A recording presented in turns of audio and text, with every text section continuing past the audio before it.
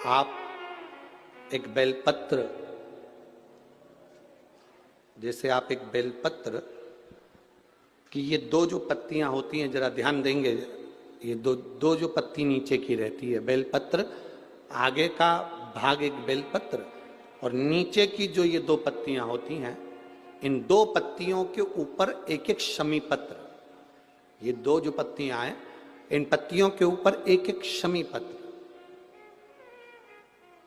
और लाल चंदन ये रखकर, कितना भी रोगीला व्यक्ति हो, रोग से ग्रसित व्यक्ति हो, जिंदगी में कितना ही दुख पड़ रहा हो, बेलपत्र की ये दोनों पत्ती जिसके ऊपर शमी पत्र रखकर, लाल चंदन रखकर, श्री हनुमान जी महाराज और हनुमान जी महाराज के तीसरे नंबर के भाई श्री गतिमान जी। हनुमान जी कितने भाई हैं? 6। उसमें हनुमान, रतिमान, व्रतिमान, मतिमान, गतिमान, तो जो नीचे के क्रम में आते हैं श्री गतिमान जी, उन गतिमान जी और हनुमान जी का नाम लेकर जो शिवलिंग के ऊपर समर्पित कर देता है, रोग का निवारण होता ही है, रोग मुक्ति होती ही। कि हनुमान जी महाराज शंकर भगवान का एक अंश स्वरूप है, एक अंश स्वरूप। पूरी शिव महापुराण की कथा को उठाकर देखिए, स्कंद पुराण को, मत्स्य पुराण को, कूर्म पुराण को उठाकर देखिए। एक बाणासुर का चरित्र और एक श्री हनुमान जी महाराज का चरित्र, बहुत सुंदर सुंदर। शिव का एक अंश माता अंजना के तप साधना से शिव की प्रागट्यता और शंकर भगवान की प्रागट्यता से शंकर का स्वरूप प्रकट होना। इसीलिए तो कहते हैं शंकर सुमन केसरी नंदन।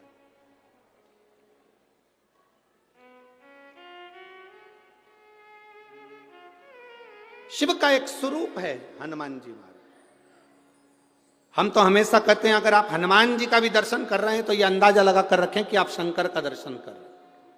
आप शंकर का दर्शन कर रहे हैं तो यह अंदाजा लगा कर रखें कि आप हनुमान जी का दर्शन कर रहे हैं। सब एक, कोई भेद नहीं, सब एक, कोई भेद नहीं देवताओं में, कोई भेदता नहीं, सब में एक समान।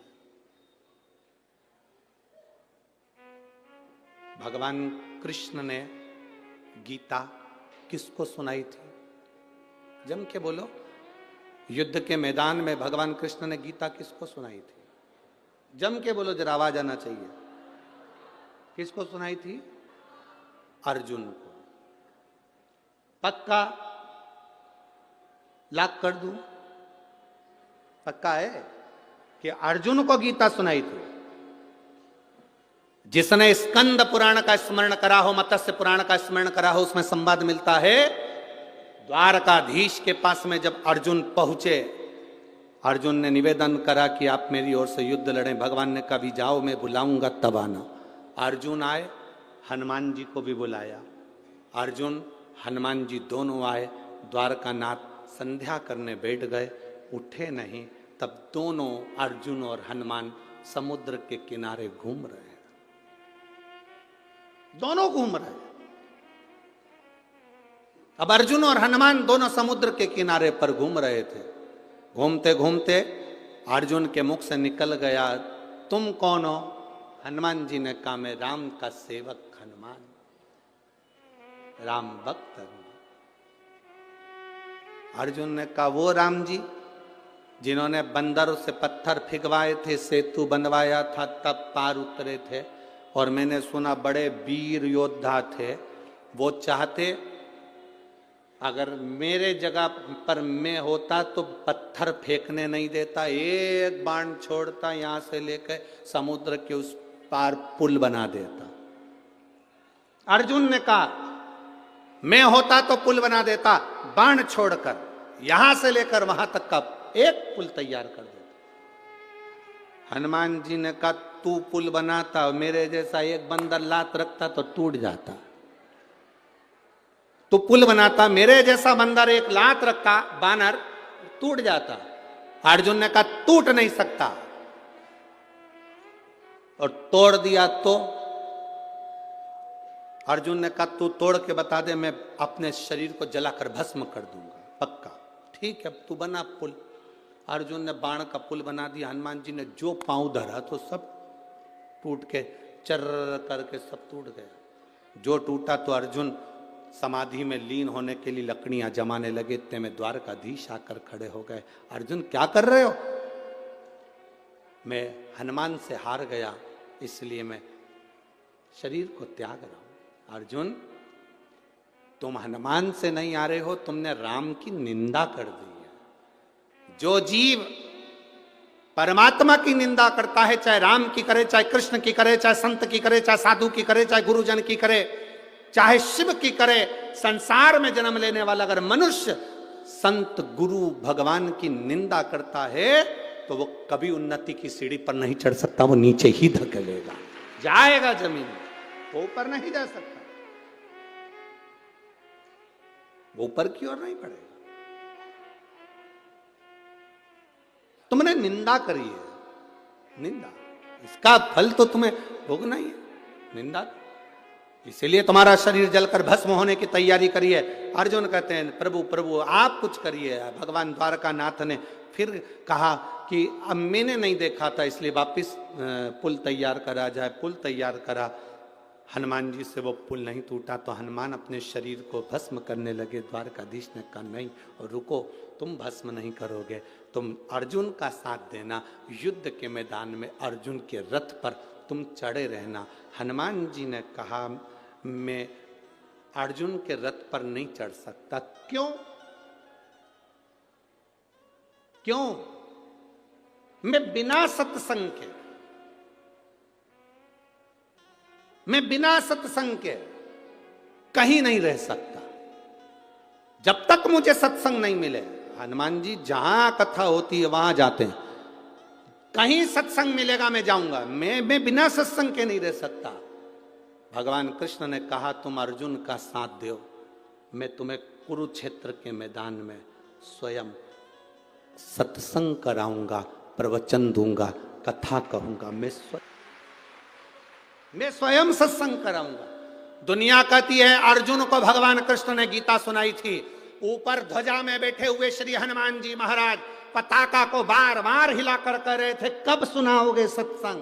द्वारकानाथ मुझे सत्संग के लिए लेकर आए हो, युद्ध के मैदान में 18 दिन का युद्ध है, कम से कम एक दिन तो मुझे सत्संग का लाभ दिला दीजिए, मुझे उस युद्ध में सत्संग करा दीजिए। तब भगवान कृष्ण सिंगार रथ से नीचे उतरे। रथ से नीचे क्यों उतरे थे?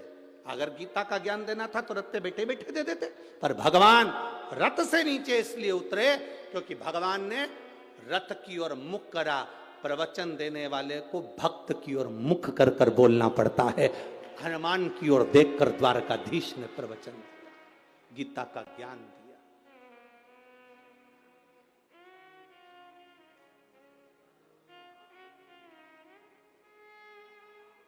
शंकर सुमन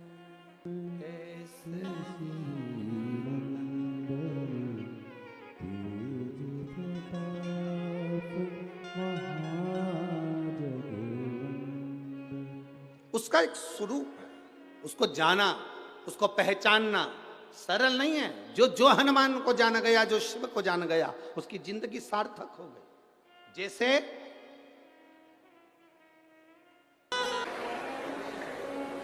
भागवत जी के यजमान राजा परीक्षित हैं, रामचरितमानस के यजमान काशी के नरेश हैं, देवी भागवत मत्स्य पुराण विष्णु पुराण के यजमान स्वयं संत साधु गुरुजन है।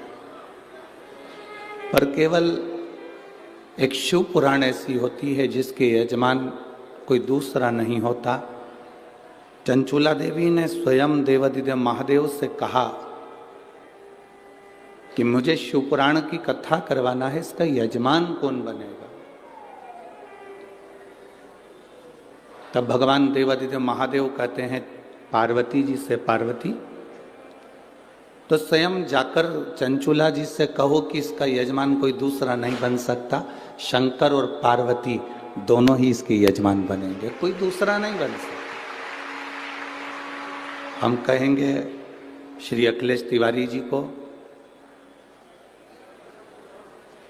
बाबा ने कुछ कृपा करी होगी, गुरुजी महाराज की कृपा हुई होगी और ददरवा धाम सरकार की कुछ कृपा हुई होगी, जो ये यजमान पद मिला है ये शिव की कृपा से मिला, उनकी उदारता से।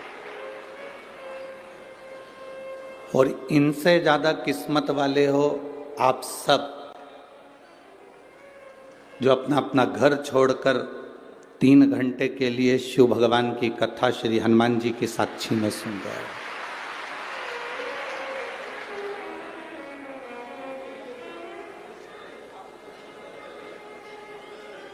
ये उनकी कृपा से आप लोग यहां बैठे हो।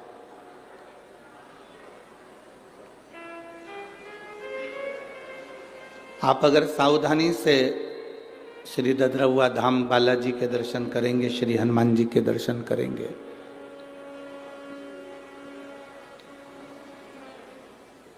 तो शायद ही पूरी दुनिया में एक ही मूर्ति होगी जो हनुमान जी नाचते हुए सखी भाव में तुम्हें दिखेंगे, वो केवल ददरवा धाम नहीं दिखेंगे।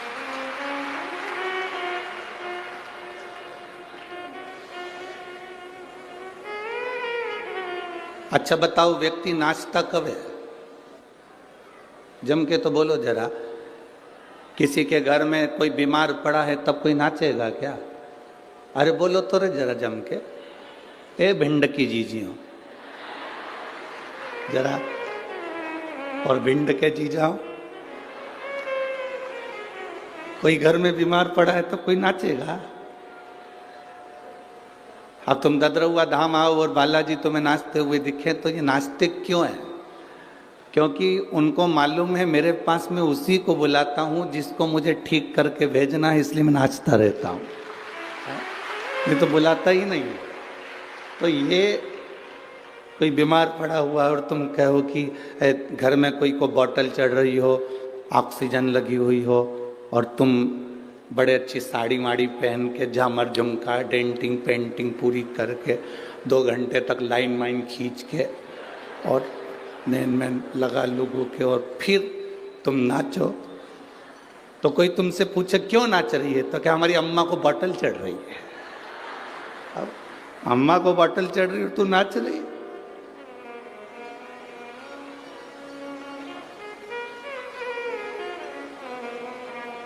बालाजी महाराज ये नाचते इसलिए हैं कि मैं बुलाता ही उसी को हूं जिस पे मेरी कृपा होती है। वो यहां तक पहुंचता ही वो ही, नहीं तो वो तो सीधे ग्वालियर से आगरा चले जाता। वो अंदर प्रवेश ही वो करता है जिस पे मेरे को कृपा करना होती है, दया करना होती है। तो आस्था चैनल के माध्यम से जितने पूरे विश्व के शिव भक्त इस पवित्र 5 दिवसीय शंकर सुमन शिव महापुराण की कथा को सुन रहे हैं, आप सब ये अंदाजा लगा कर बैठना कि ददरवा धाम सरकार की कुछ कृपा होने वाली होगी, इसलिए शिव कथा का आनंद आप अपने अपने घर से ले रहे हैं। ये उनकी करुणा से हो, और तेरी कृपा बिना ना हिले एक भी अणु, लेते हैं श्वास तेरी कृपा से तनु तनु, बखान क्या करूं मैं राखों के ढेर का, चपटी बहुत में खजाना कुबेर का, हे गंगाधार मुक्ति द्वार ओंकार तू, भोले ओंकार तू, आयो शरण तिहार शंभु कार कार तू। देखो, जो चीज हमारे पास में नहीं होती हम उसको पाने का प्रयास करते हैं। जो मोबाइल हमारे पास में नहीं है उस मोबाइल को पाने का हम प्रयास करते हैं। जो वस्त्र हमारे पास में नहीं है उसको पाने का हम प्रयास करते हैं। फ्रिज नहीं है, कूलर नहीं है, वॉशिंग मशीन नहीं है, या कोई सामान नहीं है, तो उसको पाने का हम प्रयास करते हैं, उसको पाने का तरीका ढूंढते हैं। ये मोबाइल मेरे पास कैसे आएगा, ये सामान मेरे पास कैसे आएगी, ये सामग्री मेरे पास कैसे आएगी, उसको पाने का हम कुछ तरीका ढूंढ रहे हैं।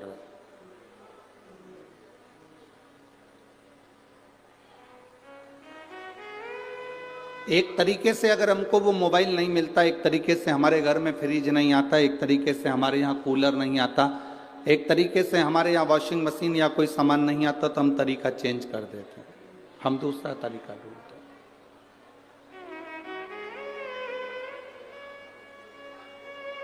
दूसरे तरीके से भी अगर हमको वो चीज नहीं मिलती, तो हम कोई तीसरा तरीका ढूंढते हैं। तीसरे तरीके से भी अगर कोई चीज नहीं मिलती, तो हम चौथा तरीका ढूंढते हैं। शिव महापुराण की कथा कहती है,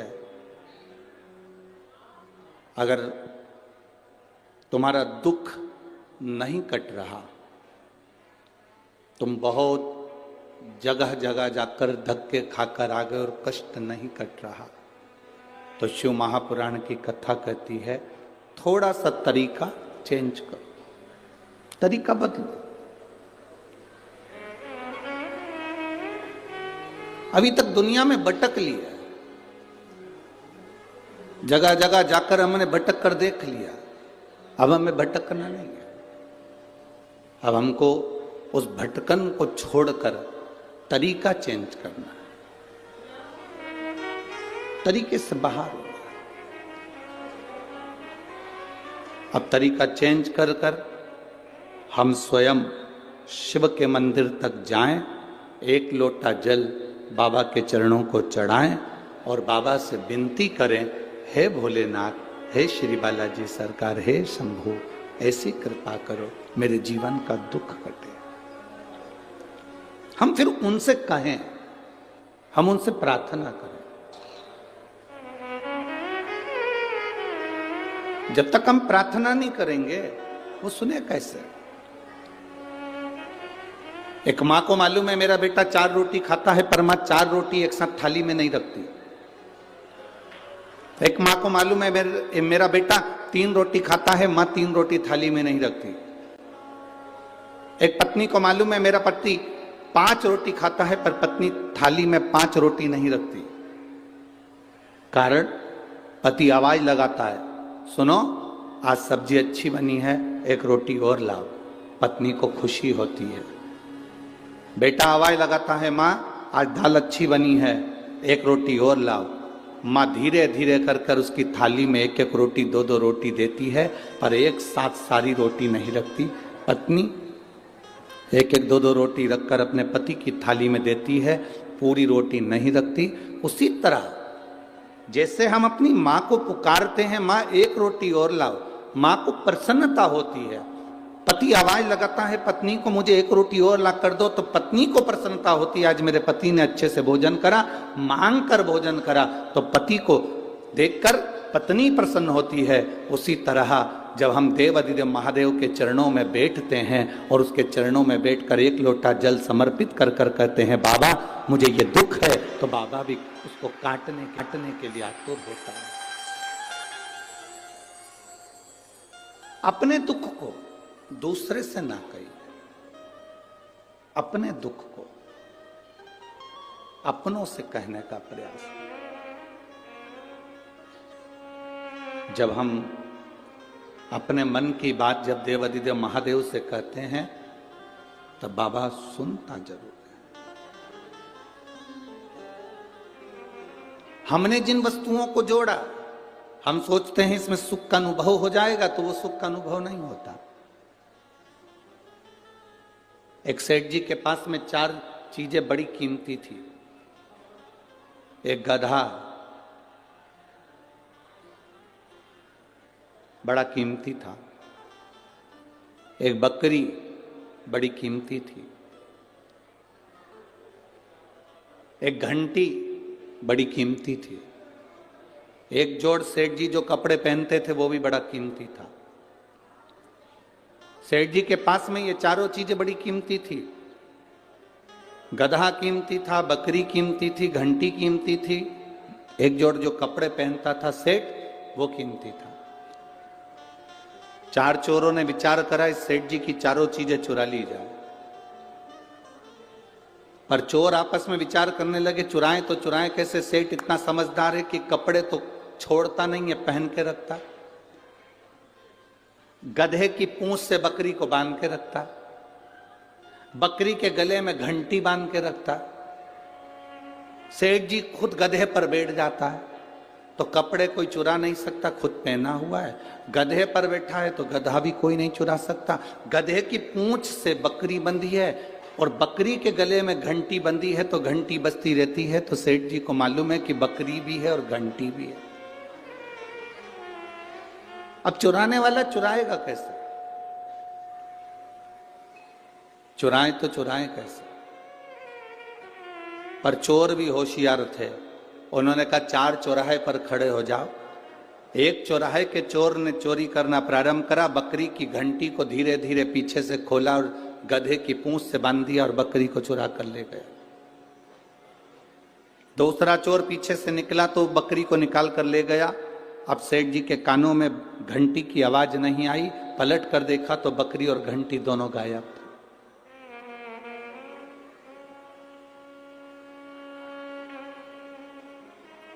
सेठ जी को बड़ा दुख हुआ, कहां ढूंढूं? इतने में तीसरा व्यक्ति आया, पूछा भैया क्या हो गया? मेरी बकरी को और मेरी घंटी को कोई चोर ले गया, जरा मेरा गधा पकड़ना, मैं अब भी देख कर आता हूं। वो गधा पकड़ाया, चोर तीसरा गधे को लेकर चले गए। अब तन पर केवल कपड़े थे। अकेले चौथे नंबर के चोर को वो कपड़े चुराना थे। अब चुराएं तो चुराएं कैसे? तो चोर कुएं के पास में जाकर रोने लगा। सेठ जी ने आकर पूछा क्यों रो रहे हो?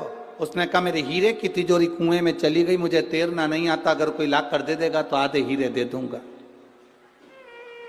सेठ जी ने विचार करा आधे हीरे में तो मेरा गधा भी आ जाएगा, बकरी भी आ जाएगी, घंटी भी आ जाएगी, मैं ला कर देता हूं, ले मेरे कपड़े संभाल। चोर को कपड़े दिए, लेने के लिए कुएं में सेठ जी कूदे। जब निकल कर बाहर आए तो कपड़े भी गायब थे, ना बकरी बची थी, ना घंटी बची थी, ना गधा बचा था, ना कपड़े बचे थे। शरीर नग्न था, केवल सेठ जी बचे थे। एक हाथ में डंडा लेकर चारों तरफ घुमाने लगे। एक संत ने पूछ लिया सेठ जी क्या बात है, क्या हो गया? सेठ जी कह रहे हैं मेरी सारी वस्तु कोई चुरा कर ले गया, ये शरीर कोई ना ले जाए। संत ने कहा सेठ ये शरीर यहीं पड़ा रह जाएगा, केवल आत्मा चली जाएगी। ये वस्तुएं तू जोड़ जोड़ कर रखता रहा, ये सब चली जाएगा, कुछ नहीं बचा।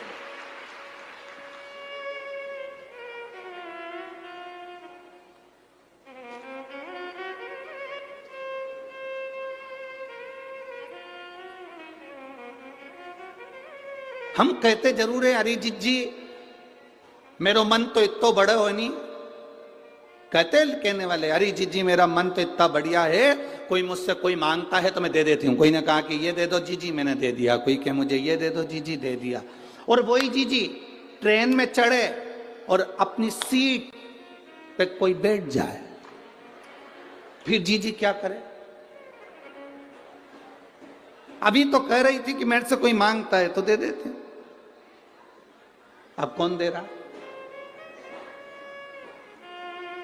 फिर इतने में तो जी भी कह अरे भाई कहां बैठ गई तू, चलो उधर हटो। कहां बैठ रहे हो? यहां चलो हटो यहां से, ये हमारी सीट है। महाराज एक स्टेशन पर तुम्हें उतरना है, एक स्टेशन पर उसको उतरना है, जिसकी मंजिल आती जाती है वो उतरता चले जाता है। बस अंतर इतना है जो ट्रेन में बैठकर मूंगफली खा लिया, मोबाइल चला लिया, अच्छे से खूब एंजॉय कर कर सफ़र कर लिया, उसका सफ़र ठीक है। नहीं तो एक न एक स्टेशन पर उतरना सभी को है। ये मानव का जो शरीर मिला है, 3.5 करोड़ रोम छिद्र, 21,600 श्वास प्रतिदिन इस मनुष्य के शरीर से निकल रही है। इस शरीर की एक एक श्वास को जिसने ठीक तरीके से रमण कर लिया, भगवान के भजन में लगाकर और कुछ परमार्थ का कार्य कर कर, तो समझो कि शरीर ठीक है। नहीं तो जाना तो सबको है, जाना सबको है, कोई दूसरा कर ही नहीं रहा। शंभु शरणे पड़ी मांगू घड़ी रे दुख काटो दया करी ने दर्शन शंभु शरणे मांगू घड़ी रे दुख काटो दया करी शिव तत्व की प्राप्ति किसको कहते हैं?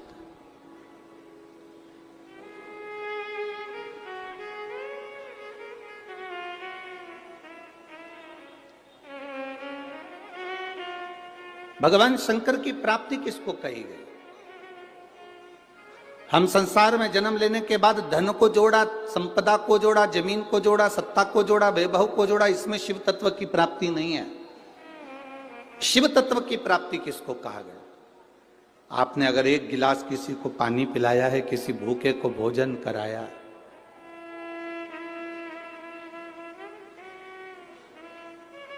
किसी भूखे को भोजन कराया, किसी प्यासे को पानी पिलाया, किसी दुखी के आंख के आंसू को आपने पोंछ दिया, कोई विद्या का अध्ययन करना चाहता था और उसकी एजुकेशन के लिए, उसकी विद्या के लिए आप आगे आकर खड़े हो गए, तो ये समझ लो किसी के पास में दवाई का पैसा नहीं और आपने आकर आगे आकर सेवा कर दी। कोई प्यासे को पानी, भूखे को भोजन, किसी के जीवन में आप अगर थोड़ा सा भी सम्मिलित हो गए उसके दुख की घड़ी में, तो समझ लेना ये शंकर को जल चढ़ाने के बराबर है, शिव भक्ति के बराबर। देवराज नाम का ब्राह्मण जो चोरी का धन लेकर शंकर जी के मंदिर में प्रवेश कर जाता है, शिव जी के मंदिर में जाने के बाद में ब्राह्मण देवता आवाज लगा लगा कर रहे हैं, हर हर महादेव। बार बार हर हर महादेव कहा जाता है, बार बार हर हर महादेव कहा जाता है, और देवराज नाम के ब्राह्मण को क्रोध आता है। अब तू तो ब्राह्मण है, ब्राह्मण घर में तेरा जन्म हुआ है, उसके बाद तो तेरे मुख से हर हर महादेव निकलना चाहिए था, पर हर हर महादेव सुनते से ही देवराज नाम का ब्राह्मण चिढ़ रहा था, क्रोध आ रहा था, अपशब्द कह रहा था, ताने दे रहा था।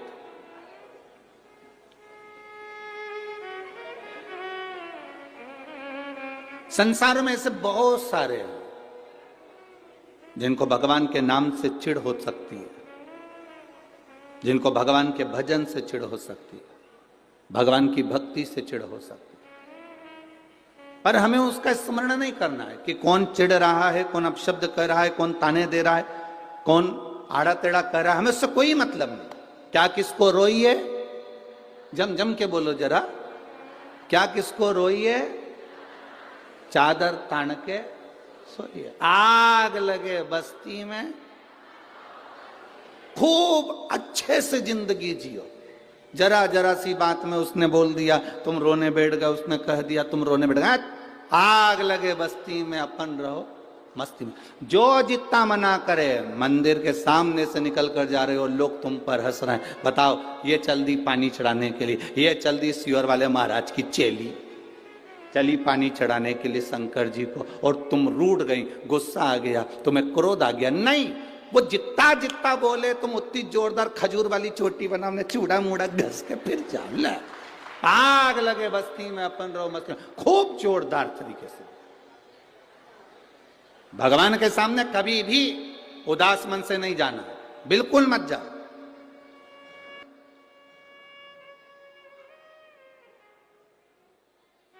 अपने यहां तो भजन में भी लोग कहते हैं, तेरे माथे मुकुट विराजे, तेरे काने कुंडल साजे,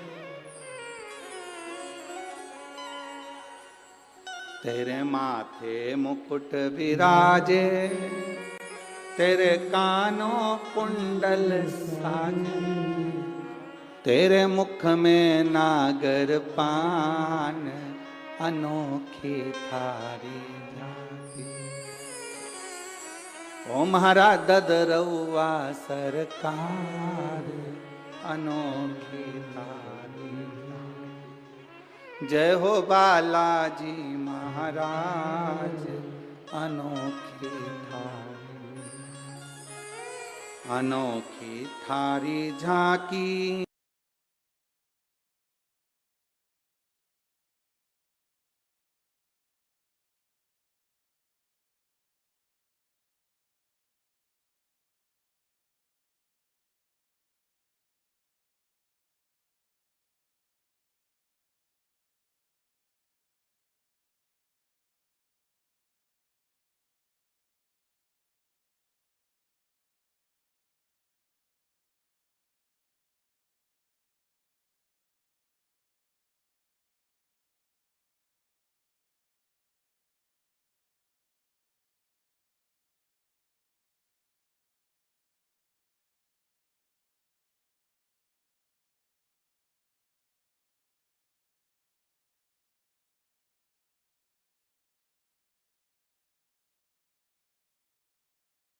अनोखी थारी झांकी म्हारा ददरौआ सरकार,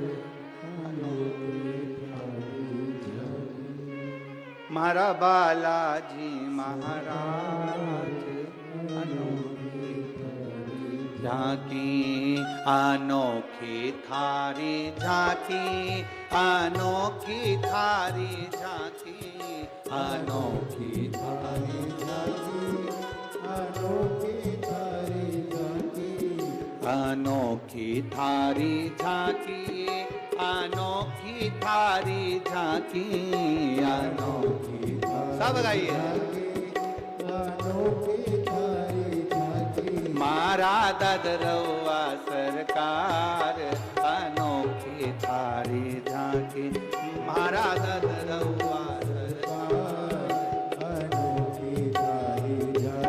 जय हो बालाजी महाराज अनोखी थारी झांकी, जय हो बालाजी महाराज अनोखी थारी झांकी। भाव से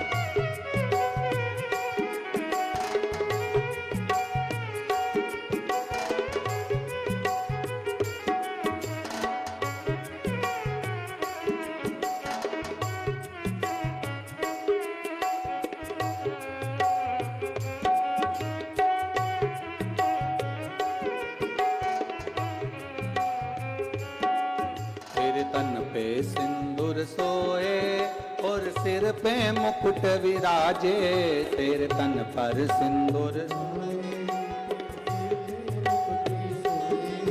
तेरे तन पे सिंदूर सोए और सिर पर मुकुट विराजे, तेरे तन पर सिंदूर सोए और सिर पर मुकुट विराजे, तेरे गल बैजंती माल अनोखी थारी झांकी, तेरे गल बैजंती अनोखी झांकी मारा ददरौआ सरकार अनोखी थारी झांकी। मारा ददरवा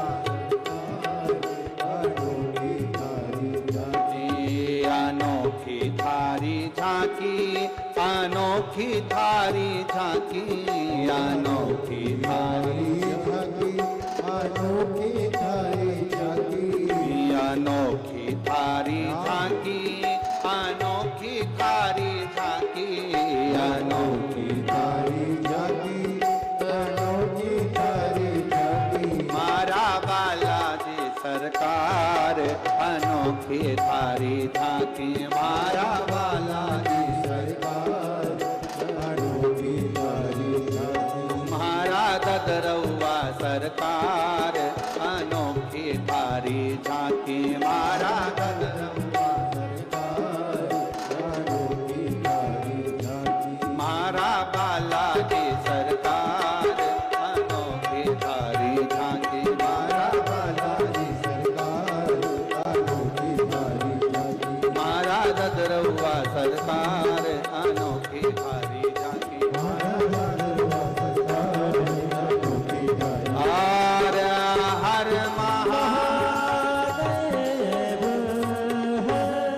अपने स्थान पर बैठकर भगवान शिव से सुंदर बालाजी सरकार की इस पवित्र भूमि पर देवाधिदेव महादेव से अपने मन की बात हृदय के साथ जुड़कर बड़े भाव के साथ बाबा से प्रार्थना करिए। जिसको मंत्र आता है, जिसको श्री शिवाय नमस्तुभ्यम आता है, वो अपनी वाणी से थोड़ा उच्च स्वर में तेज आवाज में बाबा से प्रार्थना बड़े भाव के साथ में करिए।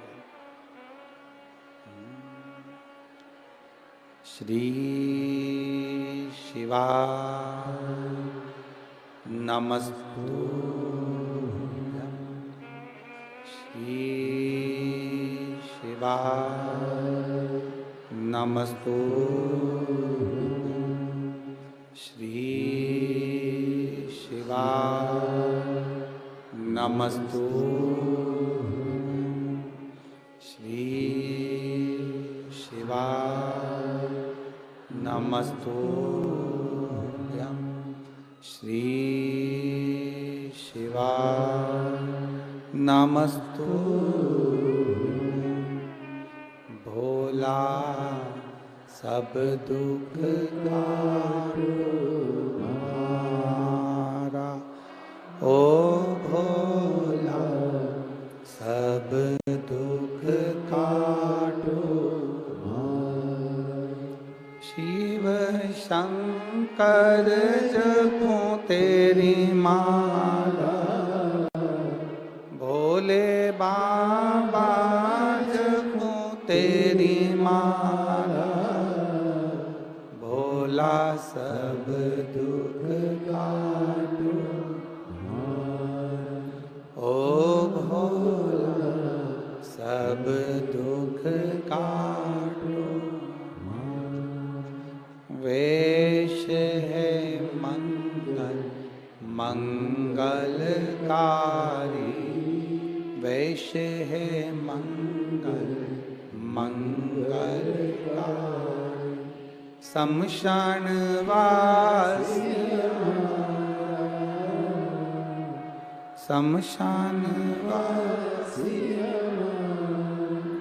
ओ भोला सब दुख काटो ओ भोला सब दुख काटो। शिव कथा कर रही है, भगवान शंकर का संवाद कर रहा है। भगवान के सम्मुख में जब पहुंचो चेहरे पर प्रसन्नता होना चाहिए, कोई दुख ना हो, कोई कष्ट ना हो। आपके चेहरे पर प्रसन्नता हो, आपके चेहरे पर स्माइल हो, आप भगवान के सामने खड़े हो, चेहरा उतरा हुआ नहीं, रोते हुए नहीं, भगवान के सम्मुख में तुम्हारी प्रसन्नता मूल है। देवराज नाम का ब्राह्मण चिढ़ रहा है, क्रोध कर रहा है,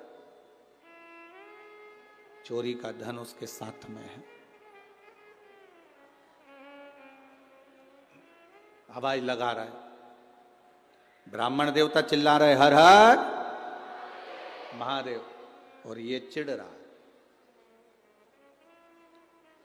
उठा, बाहर गया, चोरी का धन भी साथ में ले गया। बहुत अंतर पड़ता है भोजन का भी और धन का भी, बहुत अंतर पड़ता है। जैसा खाया अन्न वैसा हो गया मन। जैसा अन्न ग्रहण करा है वैसा मन हो जाता है।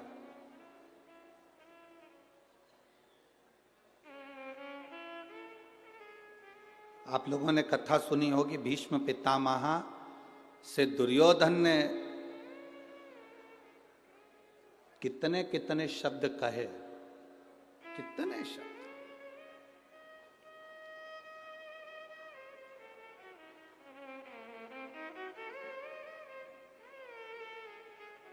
एक बार तो दुर्योधन ने यहां तक कह दिया था भीष्म पितामह से, तुम हमारे घर का अन्न खा रहे हो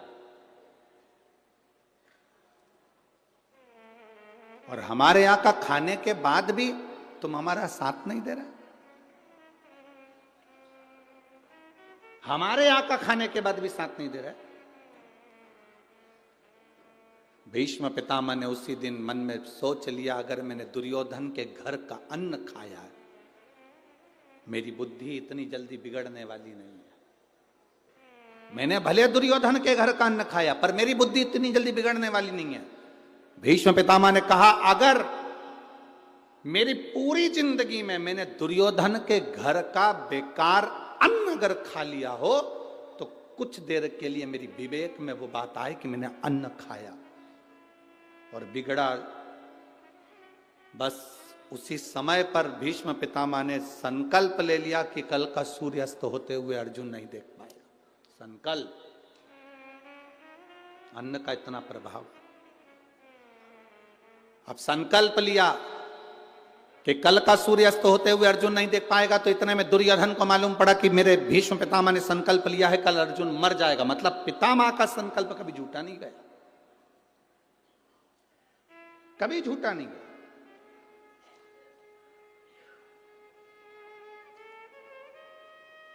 दुर्योधन ने पूरे हस्तिनापुर में और पूरे युद्ध मैदान में, कुरुक्षेत्र की भूमि पर, अपने टेंट में, अपने पंडाल में अपनी ओर मोतीचूर के लड्डू बांटे। जब दुर्योधन ने मोतीचूर के लड्डू बांटे तो वो लड्डू लेकर कोई भगवान कृष्ण के दरवाजे पर उनके टेंट में पहुंच गया, उनके पंडाल में पहुंच गए। भगवान कृष्ण ने पूछा, ये लड्डू काहे के हैं? तो जो द्वारपाल लड्डू खा रहा था उसने कहा, ये बूंदी के लड्डू हैं। द्वारिकाधीश ने कहा, ये बूंदी के लड्डू तो मुझे भी दिख रहे हैं कि बूंदी के हैं। ये नुक्ती के लड्डू, ये बूंदी के लड्डू तो मुझे भी दिख रहे हैं कि बूंदी के हैं। लड्डू काहे के हैं?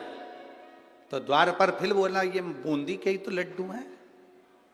भगवान द्वारकानाथ ने कहा, ये तो मुझे दिख रहा है कि बूंदी के लड्डू, लड्डू काहे के? तो क्या ये बूंदी के ही हैं। अब भगवान को क्रोध आया। भगवान ने कहा, मुझे दिख रहा है कि बूंदी के लड्डू हैं, मैं ये पूछ रहा हूं ये लड्डू काय का है? फिर द्वारपाल बोला, लड्डू खाता खाता बूंदी के हैं। अब द्वारकाधीश जब बोले, फिर द्वारकाधीश ने कहा, देख मैं तेरे से एक बात कह रहा हूं, मुझे ये बता दे कि ये लड्डू काय के हैं। फिर द्वारपाल ने लड्डू खाकर कहा, बूंदी के।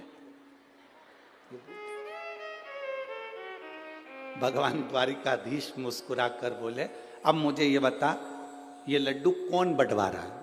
तो द्वारपाल बोला, ये दुर्योधन बंटवा रहा है। अच्छा, क्यों बंटवा रहा है? कल अर्जुन मर जाएगा, भीष्म पितामह ने संकल्प लिया। अच्छा, भगवान कृष्ण ने कहा, जल्दी से मेरे को भी 4 लड्डू दे दे। द्वारकाधीश ने 4 लड्डू लिए, द्रौपदी के कक्ष में प्रवेश कर गए। और द्रौपदी के कक्ष में प्रवेश कर द्वारकाधीश ने आवाज लगा कर कहा, द्रौपदी, ए द्रौपदी।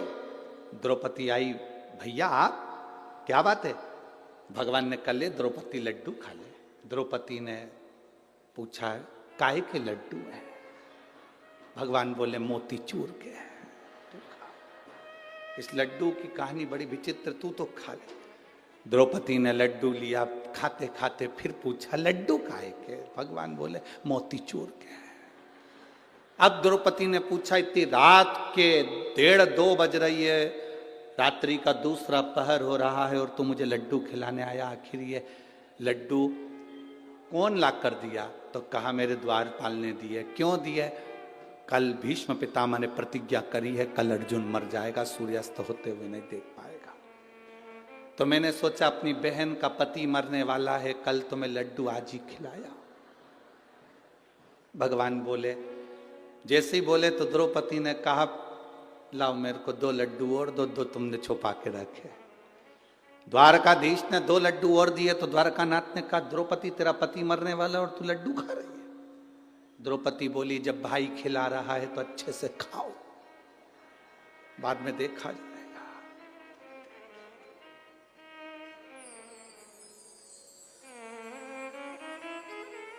रथ कौन चला रहा है? द्रौपदी ने पूछा। भगवान कहते मैं। जब तुम मुझे बहन कहते हो तो वो जीजा नहीं लगता। रथ साला चला रहा है। गाड़ी साला चलाता है तो 25 बार विचार करता है, पीछे मेरे जीजा जी बैठे हैं, जीजी बैठिए आराम से चलाऊंगा। हाँ, पत्नी को लेकर चलता तो भले कहीं ठोक देता, क्योंकि उसको मालूम है ये बहुत लड़ती है, जाए तो जान दो, दूसरी मिल जाए। उसको क्या, एक पत्नी आई मायके से, पति बेचारा कुछ काम कर रहा था, पत्नी ने आते से पूछा क्यों जी क्या कर रहे हो? पति बोला रुपए जोड़ रहा हूं। पत्नी इतनी खुश हो गई, अपनी शादी की सालगिरह आने वाली है, तुमने कहा था मंगलसूत्र दिलाओगे इसलिए जोड़ रहे हो। पति बोला नहीं, 20 का नोट फट गया था तो जोड़ रहा हूं।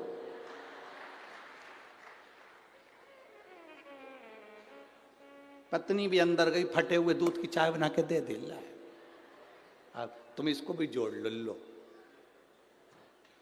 अब भगवान ने कहा ले ये लड्डू। द्रौपदी ने लड्डू खाया और भगवान से कहा आप कह रहे हो मेरा पति मरने वाला? हाँ, भीष्म पितामह की प्रतिज्ञा खाली नहीं जा सकती। उन्होंने प्रतिज्ञा करी थी जीवन भर कुंवारा रहूंगा, तो कुंवारे रहे। अब प्रतिज्ञा करी कि कल का सूर्यास्त होते हुए अर्जुन नहीं देखेगा, तो प्रतिज्ञा बिल्कुल पक्की है। ठीक है, लाओ 2 लड्डू और दो। द्रौपदी लड्डू खा रही है। द्वारकाधीश ने कहा द्रौपदी थोड़ी तो शर्म करो, पति मरने वाला है और तुमको चिंता नहीं। द्रौपदी ने कहा रथ की डोर तेरे हाथ में है तो मेरे पति की डोर भी तेरे हाथ में है, तो मरने नहीं देगा। अब सौंप दिया इस जीवन का सब भार तुम्हारे हाथों, है हार तुम्हारे हाथों में और जीत तुम्हारे हाथों। तू मरने नहीं देगा, ये पक्का। एक पत्र आया है, देखिए।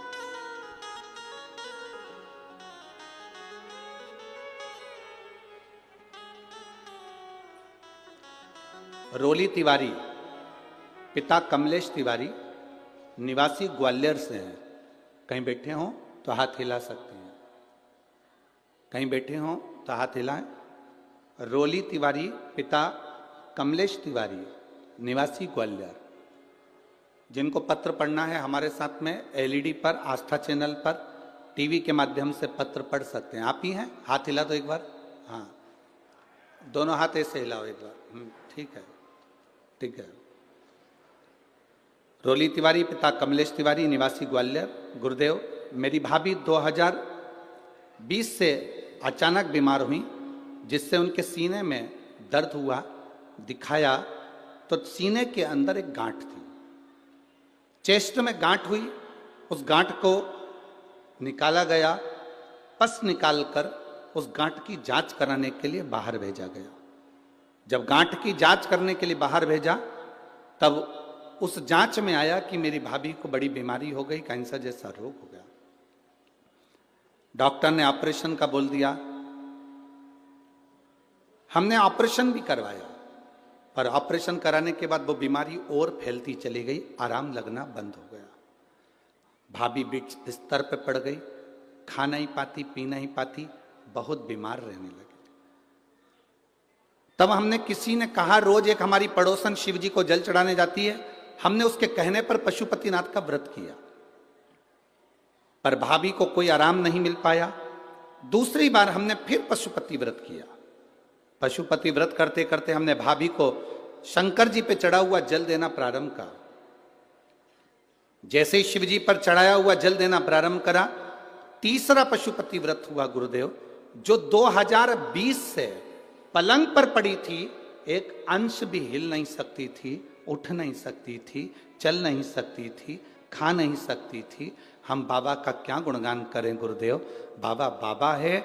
हमने शिव जी पर जल चढ़ाकर उसको देना प्रारंभ करा और एक बेलपत्री उसको देना चालू करी। बाबा की कृपा से उसकी रिपोर्ट भी नॉर्मल आई और 16 अगस्त से उसने चलना फिरना बाबा की कृपा से चालू कर दिया। अब उसको आराम है, आराम है बाबू। हाथ हिलाइए एक बार, दोनों हाथ, हर हर महादेव। बैठिए गुरुदेव, डॉक्टर ने भी कह दिया इसका रोग समाप्त हो रहा और बाबा की कृपा होना प्रारंभ हुई। ये शिव तत्व है।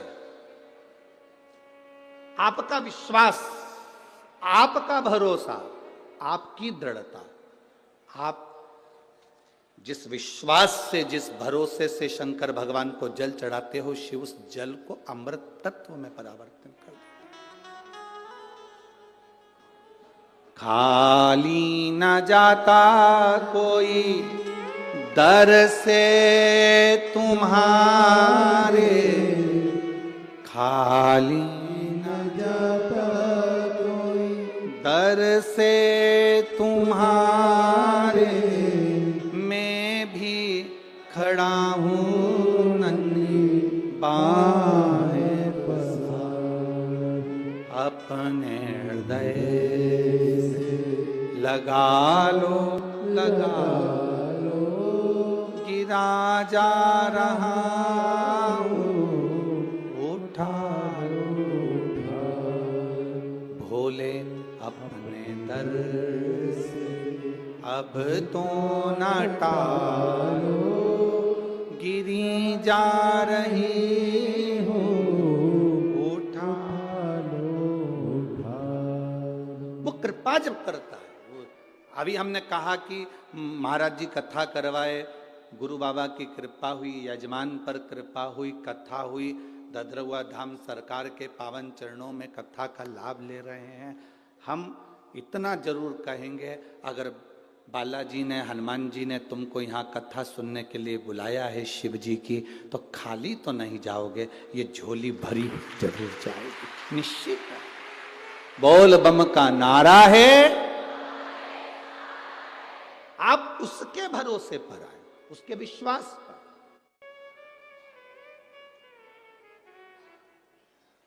द्रौपदी कह रही है मेरा पति मर नहीं सकता, ये मेरा विश्वास है। दीन बंधु दीनानाथ मेरी डोरी तेरे, मेरी डोर तेरे हाथ में, तो कैसे मर जाए। भगवान ने कहा द्रौपदी एक काम कर, जल्दी से तैयार हो जा, जल्दी तैयार हो, दासी के कपड़े पहन, नौकरानी के, दासी के कपड़े। द्रौपदी ने कहा दासी के कपड़े मैं क्यों पहनूं, तू पहन। दासी के कपड़े पहनाए भगवान ने और कहा चल भीष्म पितामह के कक्ष में। पितामह को नींद नहीं आ रही होगी क्योंकि कल अर्जुन मरने वाला है, तू जाके उनके चरण छूना, आशीर्वाद लेना, वो अखंड सौभाग्यवती का आशीर्वाद तुझे दे देंगे, दे देंगे, काम खत्म, तू चल मेरे साथ। द्रौपदी दासी के कपड़े पहनकर चली, पांव में जूतियां पहन गई द्रौपदी, पांव में चप्पल पहन गई। भगवान ने आवाज लगाई द्रौपदी रुक रुक रुक, इधर जल्दी जल्दी आ। द्रौपदी ने कहा क्या भैया, चप्पल निकाल जल्दी से। द्रौपदी के पांव की जूतियों को, चप्पल को भगवान ने चप्पल में चप्पल फंसाया और काली कम्बल ओढ़कर एक वृक्ष के नीचे चप्पल का टेका लगाकर मेरा द्वारकाधीश सो गया। मेरे द्वारिका के नाथ सो गए, चप्पल का टेका लगाकर काली कम्बल ओढ़कर जो मेरा द्वारका का नाथ सोया। द्रौपदी को कहा कोई पूछे कि अंदर क्यों जा रही हो, कहना मैं दासियों झूठे बर्तन उठाने जा रही हूं, चले गए। दरवाजे पर जैसे पहुंचे द्वारपालों ने मना करा, तुम कौन दासी, मैं झूठे बर्तन उठाने में। अंदर चली गई। भीष्म पितामह खिड़की के पास खड़े थे, नींद नहीं आ रही थी। द्रौपदी ने चरण पकड़ लिए। भीष्म पितामह को लगा दुर्योधन की पत्नी रोज सुबह जल्दी स्नान करके मुझे प्रणाम करने आती है, आज और जल्दी आ गई। उनको क्या मालूम था, वो तो समझे दुर्योधन की पत्नी है, उनको क्या मालूम था कि ये द्रौपदी है। उन्होंने तुरंत जो देखा, द्रौपदी तो इतना इतना पल्लू लेकर गई थी, क्योंकि सेविका थी, दासी थी, दासी इतना पल्लू करके जाती थी राजभवन। सेविका पल्लू का फायदा कितना है। माताएं 2 बार पल्लू करती है, एक बार शादी कर कर आती है तब इतना पल्लू रखती है, क्योंकि मुंह दिखाई होती है तो सोने की रकम मिलती है। और दूसरी बार माताएं इतना पल्लू जब रखती है जब घर में कोई बुढ़ा बुढ़ी मरता है, कोई बुजुर्ग जब मरता है तब इतना पल्लू रखती है, क्योंकि आंख में आंसू तो एक भी नहीं आता, बस अंदर डिजाइन में चिल्लाती रहती है। अब बोले तो बोले क्या। पहले था पल्लू का नियम इतना, धीरे धीरे यहां आया, फिर यहां,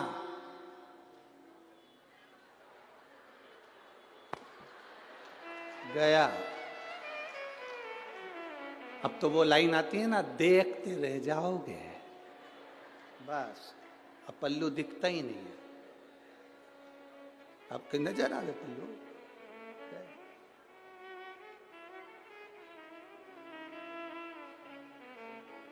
पहले के समय में होता था। नानी बाई का मायरा सुना है आप लोगों ने? जम के तो बोलो जरा। नानी बाई के मायरे में नरसिंह मेहता की दादी मर गई थी, और नरसिंह मेहता की बड़ी भाभी इतनी चिढ़ती थी अपनी दादी सास से और नरसिंह मेहता से कि उनको धक्के मारकर बाहर निकालने को तैयार हो। तो नरसिंह मेहता की पत्नी और नरसिंह मेहता की भाभी दोनों रो रही थी। पहले नरसिंह मेहता की भाभी रोई, दादी सास से गले लगकर, इतना पल्लू कर कर। तो नरसिंह मेहता की पत्नी को लगा कि मेरी जीजी आज तक सास के सामने पल्लू यहां रखी, सास मरी तो पल्लू यहां रखी, और इतनी चिपक चिपक के रो रही है, पहली बार इतना रो रही है सास के लिए। हमेशा गाली देती थी, डुकरिया मर जाए तो अच्छा, और आज गले लग लग के रो रही है। देवरानी को समझ में नहीं आया कि जेठानी इतना क्यों रो रही है। थोड़ी देर बाद जेठानी रोते रोते उठ गई, और उठते से देवरानी से बोली, अब तू रो ले, और जेठानी चली गई अंदर। जब देवरानी रोने बैठी तब समझ में आया कि जेठानी इतनी चिपक के क्यों रो रही थी। सास के कान में यहां पे सोने की मूर्तियां थी, उसको दांत से कतर रही थी, और दांत से कतर के उसको मुंह में भर लिया और मटके में ले जाके डालकर कहा, जल्दी ले जाओ, जल्दी। अब कह रही है ले जाओ। वावारी दुनिया मतलब की, दुनिया में किसी कौन किसका, कौन किसका। अरे आप सबको ददरुआ धाम वाले महाराज जी को धन्यवाद देना चाहिए, जो हर साल कुछ ना कुछ अच्छा आयोजन कराकर आपका जीवन का कल्याण कर दे, प्रतिवर्ष।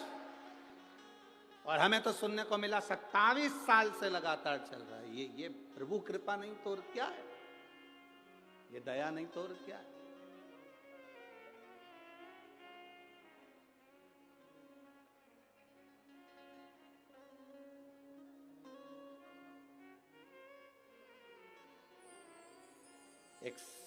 एक संत वो होते हैं जो अपने अपने वालों को खिला देते हैं, अपने अपने वालों के लिए कोई आयोजन अरेंज कर लेते हैं, पर ये वो संत हैं जो केवल अपने वालों के लिए नहीं, सबके लिए करते रहते हैं। ये वो संत है, सहज नहीं है।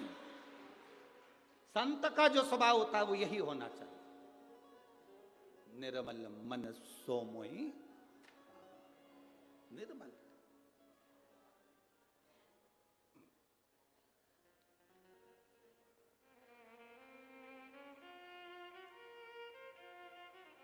महाराज पल्लू कर कर चली गई द्रौपदी, भीष्म पितामह के चरण पकड़े। भीष्म पितामह को लगा दुर्योधन की पत्नी, आशीर्वाद दे दिया, अखंड सौभाग्यवती भव। तुम तो बोलो, जरा जम के बोलो, अखंड भव। फिर से बोलो, हाथ उठा के तो बोलो, हाथ उठा के, अखंड सौभाग्यवती भव। फिर से बोलो,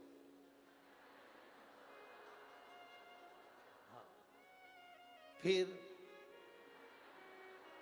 हाथ उठा के बोलो जरा अच्छे से, पूरा पूरा बोलो, अखंड सौभाग्यवती भव। फिर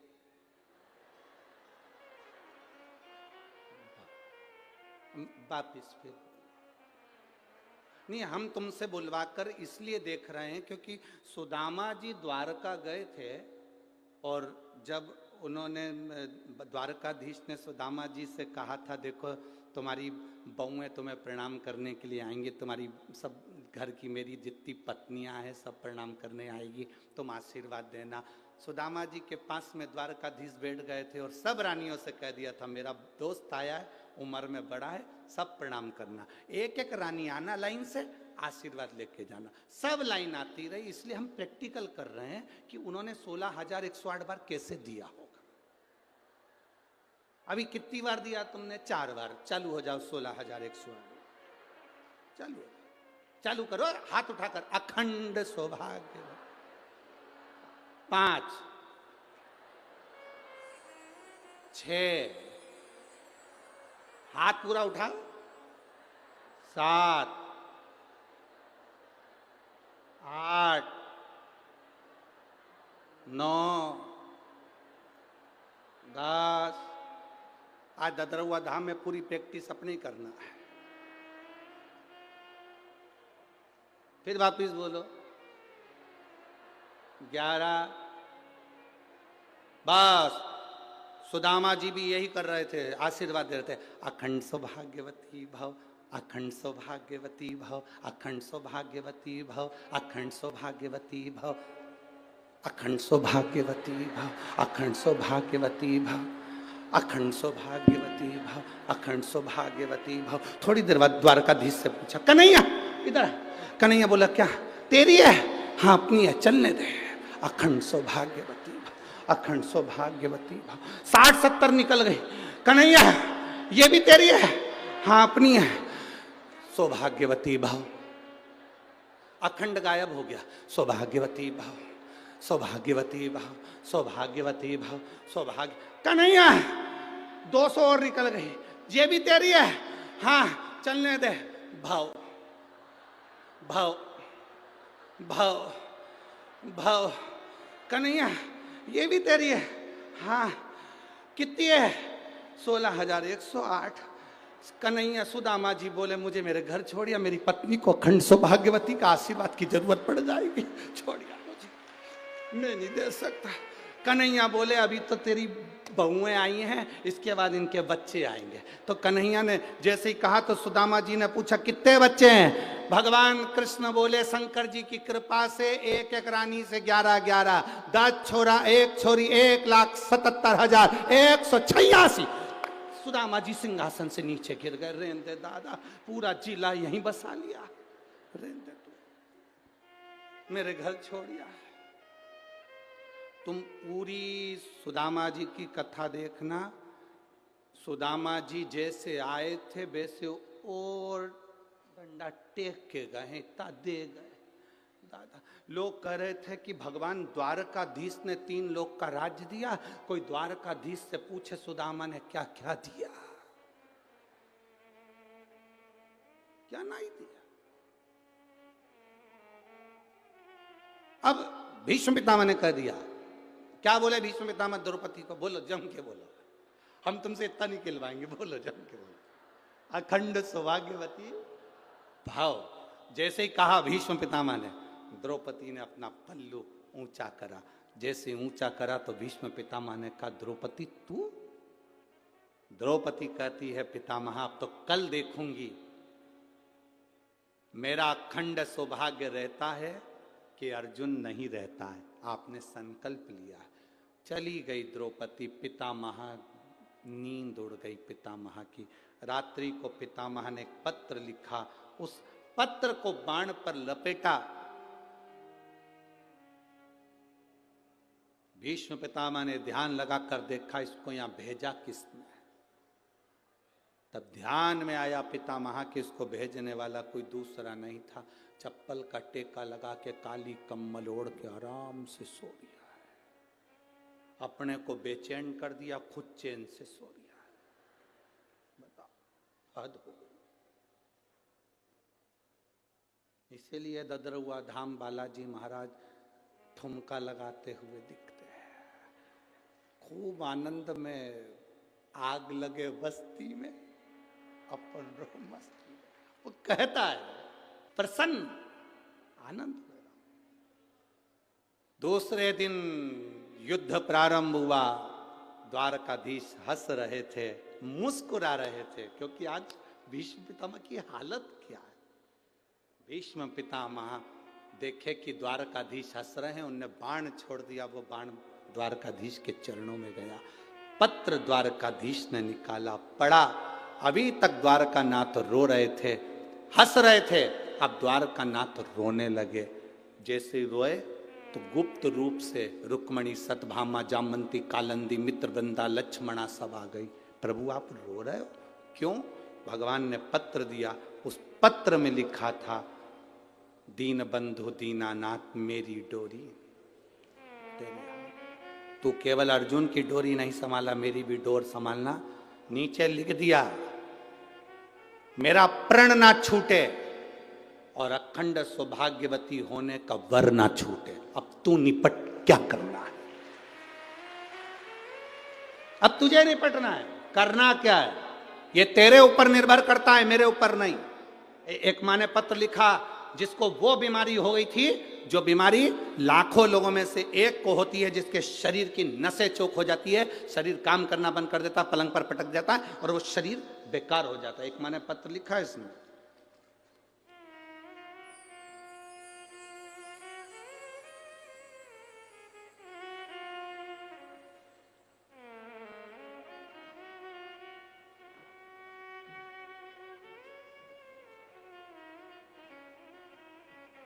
शंभु शरण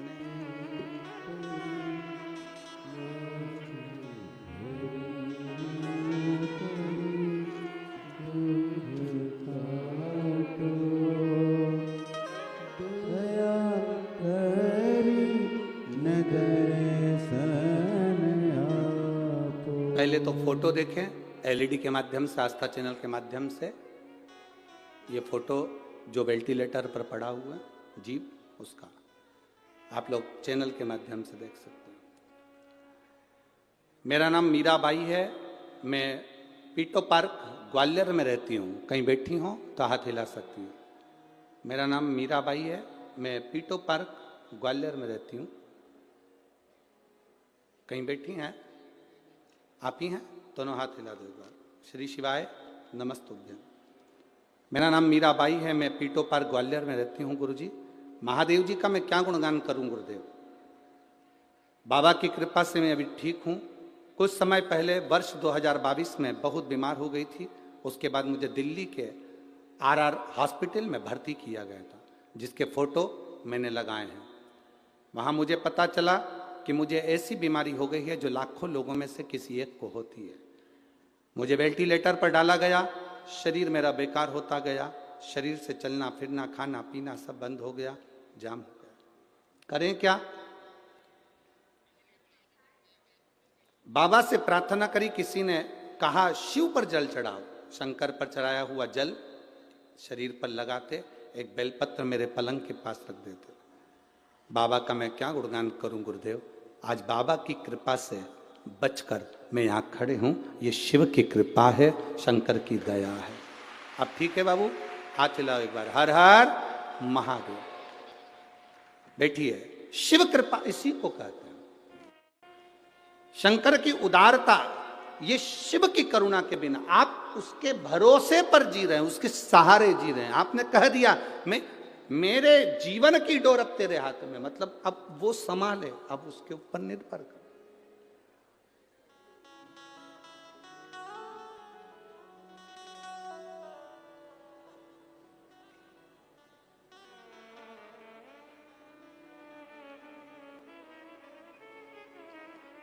अब सौंप दिया इस जीवन का सब भार तुम्हारे हाथों। संपूर्ण जीवन का भार हमने उसको दे दिया, अब हमारा नहीं कुछ, हम उसको दे दिए।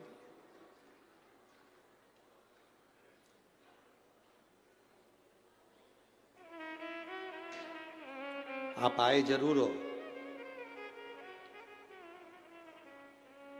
अब ये ददरौआ धाम की जो भूमि है, यहाँ आसपास में कोई बहुत होटलें नहीं हैं, है क्या? जम के बोलो जरा। नहीं। कोई रहने के लिए कोई बहुत सारी व्यवस्था है क्या? नहीं। जो कुछ भी बालाजी सरकार ने गुरुजी महाराज के माध्यम से, महाराज जी के माध्यम से व्यवस्था करवाई, वो ये व्यवस्था है। अब तुम यहाँ किसी रिश्तेदार से मिलने के लिए नहीं आए, यहाँ 5 दिन तुम डेरा जमा कर डॉक्टर हनुमान जी से शिव महापुराण की कथा सुनने के लिए अगर आए हो, तो ये मेरा विश्वास कहता है इस डॉक्टर का इलाज चालू हो गया और ये शंकर रूपी कथा का रस तत्व तुम्हारी जीवन में पहुंच गया, तो 5 दिन की कथा के बाद तुम्हें किसी डॉक्टर के पास जाने की जरूरत तो नहीं है। उसकी भक्ति करें, उसका स्मरण। एक पत्र और है, देखिए।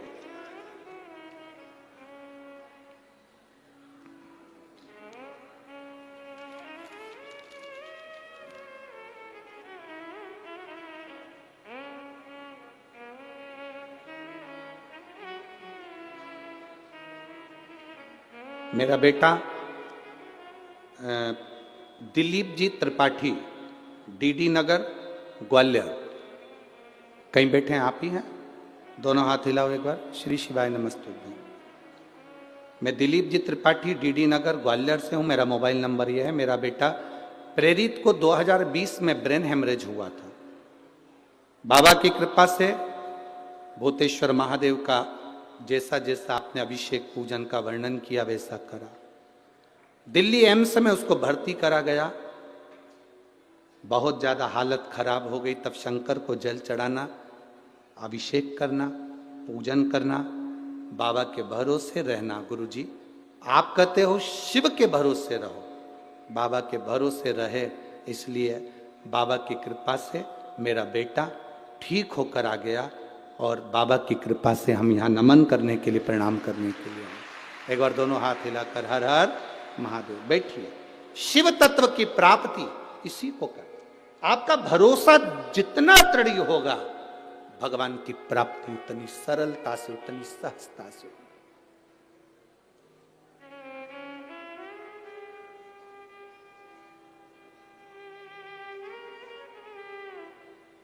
कोई तुमसे पूछे कहां गई हो 5 दिन के लिए, कह देना बालाजी सरकार की गोद में बैठकर शंकर की कथा का श्रवण कर रही हूं, अपने जीवन को सार्थक कर रही हूं। ददरौआ धाम, हाँ, मैं जंगल में है ना, जंगल में ही तो मोर नाचता है। बालाजी सरकार भी इसी जंगल में बैठकर नाचकर दुनिया का कल्याण कर देते हैं। इस जंगल में, हाँ, उसकी प्राप्ति का केंद्र बिंदु है। कहीं शहर में कथा होती तो मन भटकता कि वहां भी हो जाऊं, वहां भी हो जाऊं, वहां पर भी हो जाऊं। यहाँ तो 6-7 बजे के बाद तुम्हारा मन क्या, तुम ही नहीं भटकोगे। मन क्या, तुम ही ना भटको। रहने दो दादा, यहीं बैठो और ढोलक पीट पीट के हरिओम में मेरा भोला नगर। अब तुम्हारा तो मन करे सो तो चल, कहाँ जाना, बस यहीं बैठे भजन करा, स्मरण करा, कीर्तन करा, मंत्र जाप करा, नाम जाप करा, 5 दिन तक जपते रहे उसका नाम श्री शिवाय नमस्तुभ्यम बोलते रहे और अपने जीवन को सार्थक बनाते रहे। इससे बढ़कर सुख क्या है? इससे बढ़कर आनंद क्या है? लिख दिया, मेरा संकल्प भी नहीं टूटना चाहिए और मेरा आशीर्वाद भी नहीं छूटना चाहिए, उसके भरोसे छोड़ दिया। रानियों ने पूछा द्वारकाधीश से, क्यों रो रहे हो? पत्र पढ़ लो। पत्र पढ़ा तो रानियों ने कह दिया, क्यों चिंता करते हो? भीष्म पितामह ने जितनी एकादशी करी शायद दुनिया में किसी ने इतनी एकादशी नहीं करी।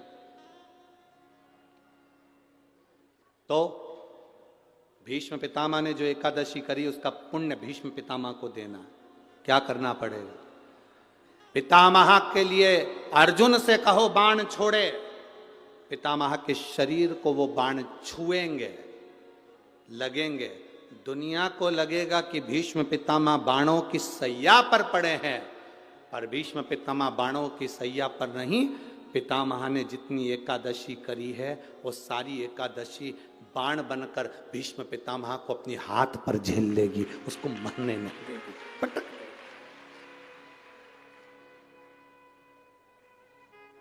जिसको इतने सारे बाण चुभे हों उसको कितना कष्ट होगा, पर भीष्म पितामह का पूरा शरीर देखो, पूरी कथा देखो, भीष्म पितामह की महाभारत को उठाकर एक एक पर्व को पढ़कर देखना, उसमें भीष्म पितामह बड़े आनंद से बाणों की सैया पर पड़े। द्वारकाधीश पूछ रहे हैं, मरते क्यों नहीं हो? दर्द नहीं हो रहा? कष्ट नहीं हो रहा? भीष्म पितामह कह रहे हैं, मुझे तो लगता ही नहीं कि मैं बाणों की सैया पर हूं, मुझे तो लगता है जैसे मैं मेरी मां की गोद में सोया हुआ हूं, मेरी मां की गोद में सोया।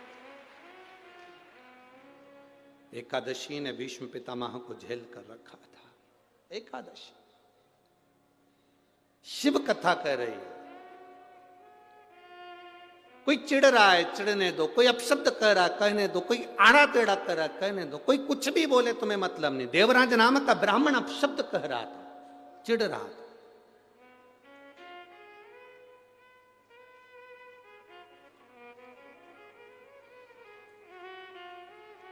चिढ़ रहा। एक पत्र है, देखिए, उस पत्र को स्मरण करें।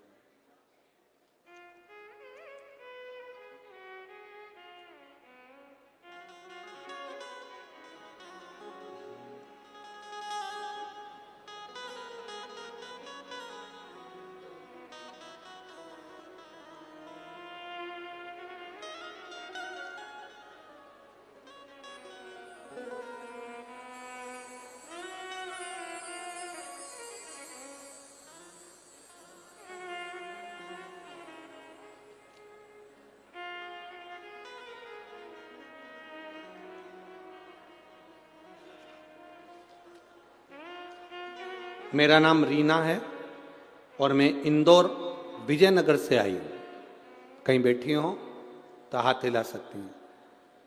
मेरा नाम रीना है और मैं इंदौर विजयनगर से आई हूँ। कहीं बैठी हैं तो हाथ हिला सकती हैं।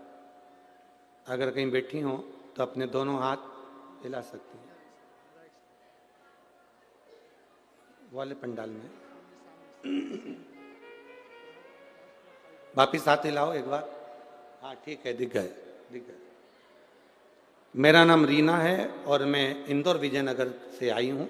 गुरुजी, मेरे पति संदीप जी कुशवाहा को आज से साल भर पहले कैंसर हुआ था, जिनका इलाज करवाया था और कोई आराम नहीं पड़ा था।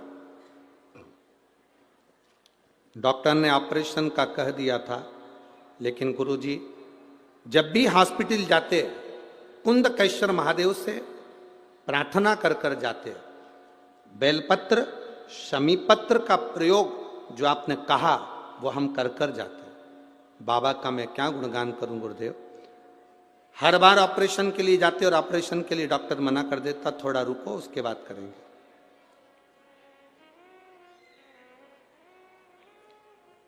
फिर ऑपरेशन के लिए गए, फिर मना कर दिया। गुरुदेव,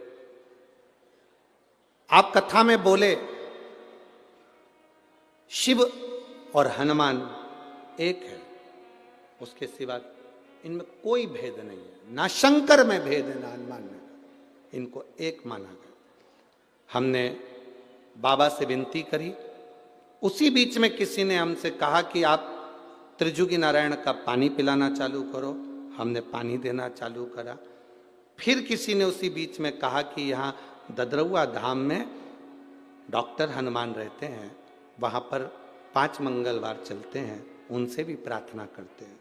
गुरुदेव त्रिजुगी नारायण का पानी देते, कुंदकेश्वर महादेव का स्मरण करते, ददरौआ धाम सरकार के दर्शन करने के लिए बालाजी के आने लगे। बाबा का मैं क्या गुणगान करूं गुरुदेव। वास्तव में शिव हनुमान के रूप में और हनुमान शिव के रूप में हैं, दोनों ने साथ लिया। आज मेरे पति ठीक हैं, मैं बाबा को यहाँ नमन करने के लिए। पति आए हैं क्या सत में? आए हैं? हाथ हिलाओ जरा। हाँ, अब ठीक है, आराम है आपको?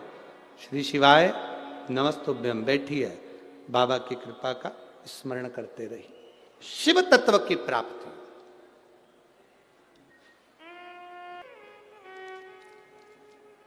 और उसके सहारे जी रहे हैं तो उसका फल मिलेगा महाराज।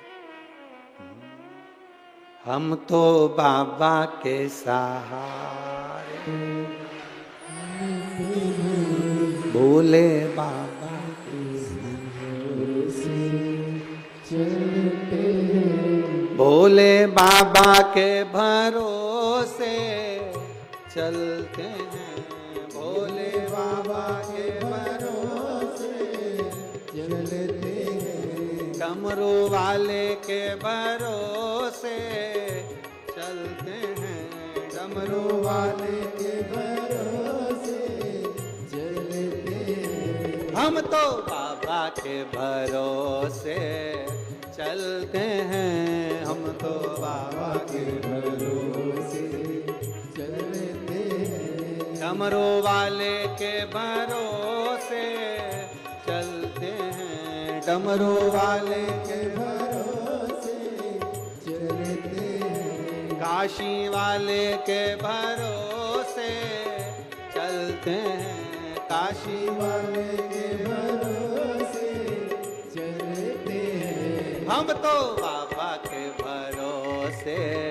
चलते हैं, हम तो बाबा के भरोसे चलते हैं, शंभो बाबा के भरोसे चलते हैं, शंभो बाबा के भरोसे चलते हैं।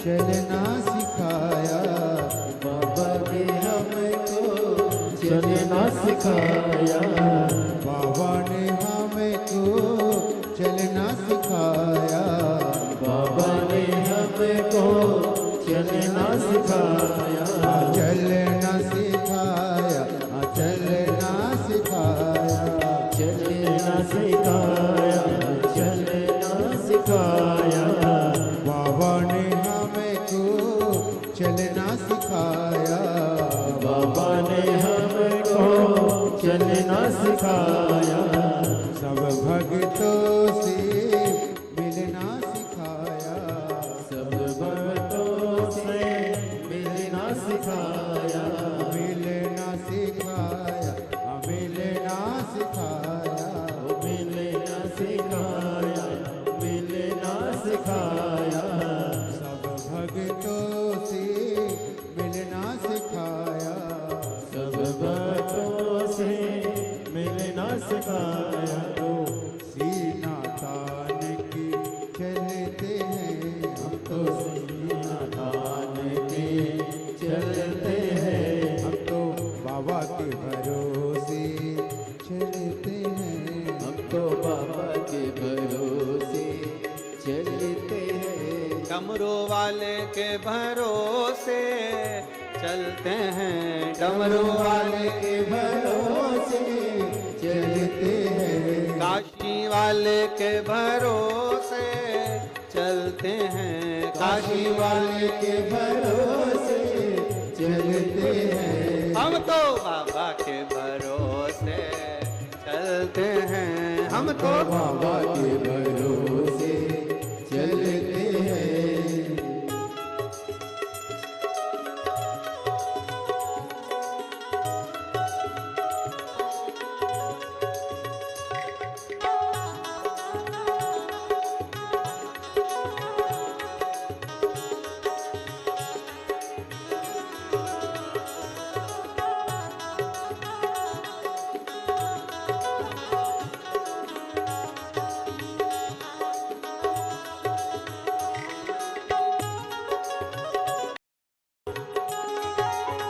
राधे जय हो।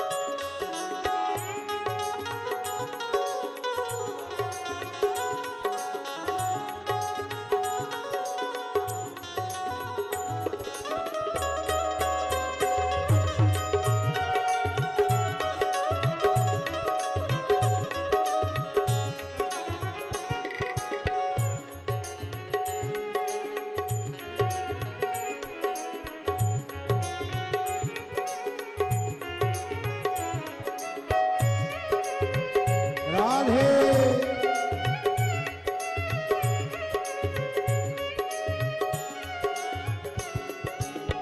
बाबा हमारा साथी कहाए, बाबा हमारा साथी कहाए, साथी कहाए, साथी कहाए, ओ साथी कहाए, साथी कहाए, बाबा हमारा साथी कहाए, बाबा हमारा साथी कहाए, वन के सहारा नाती कहाए, बन के सहारा नाती कहाए, अनाथ कहाए, अनाथ कहाए, नाती कहाए, नाती कहाए, वन के सहारा नाती कहाए, बन के सहारा नाती कहाए, तो इनके भरोसे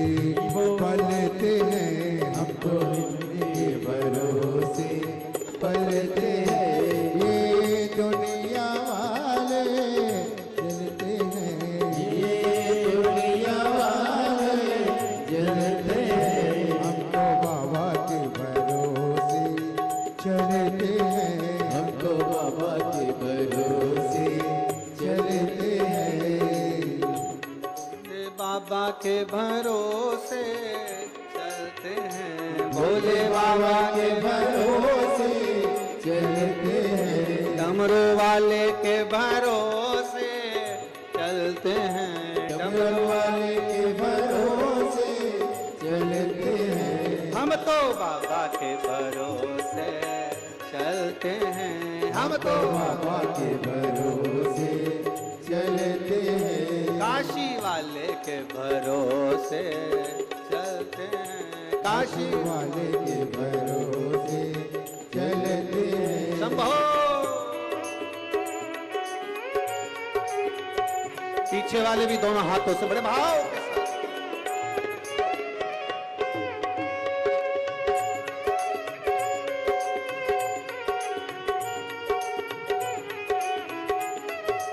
जय हो।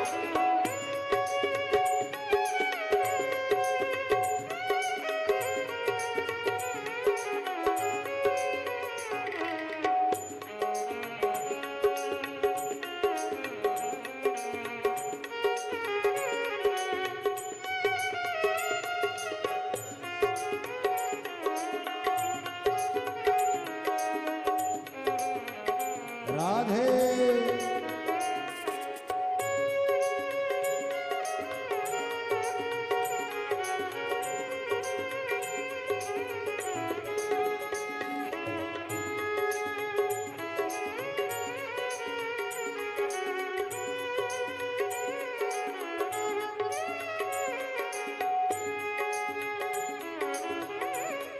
राधे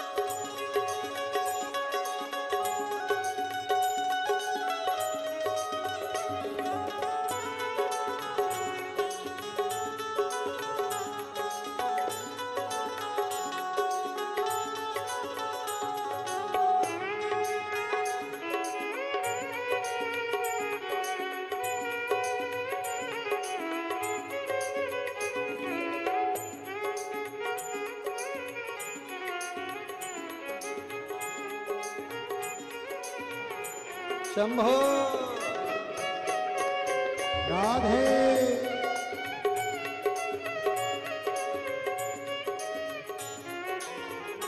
भोले बाबा के भरोसे चलते हैं, भोले बाबा के भरोसे चलते हैं, डमरू वाले के भरोसे, डमरू वाले के भरोसे चलते हैं, हम तो बाबा के भरोसे चलते हैं, हम तो बाबा के भरोसे चलते हैं, काशी वाले के भरोसे चलते हैं, काशी वाले के भरोसे चलते हैं, डमरू वाले के भरोसे चलते हैं, डमरू वाले के भरोसे चलते हैं, ये दुनिया वाले चलते हैं, ये दुनिया वाले जलते हैं, ये दुनिया वाले जलते हैं, ये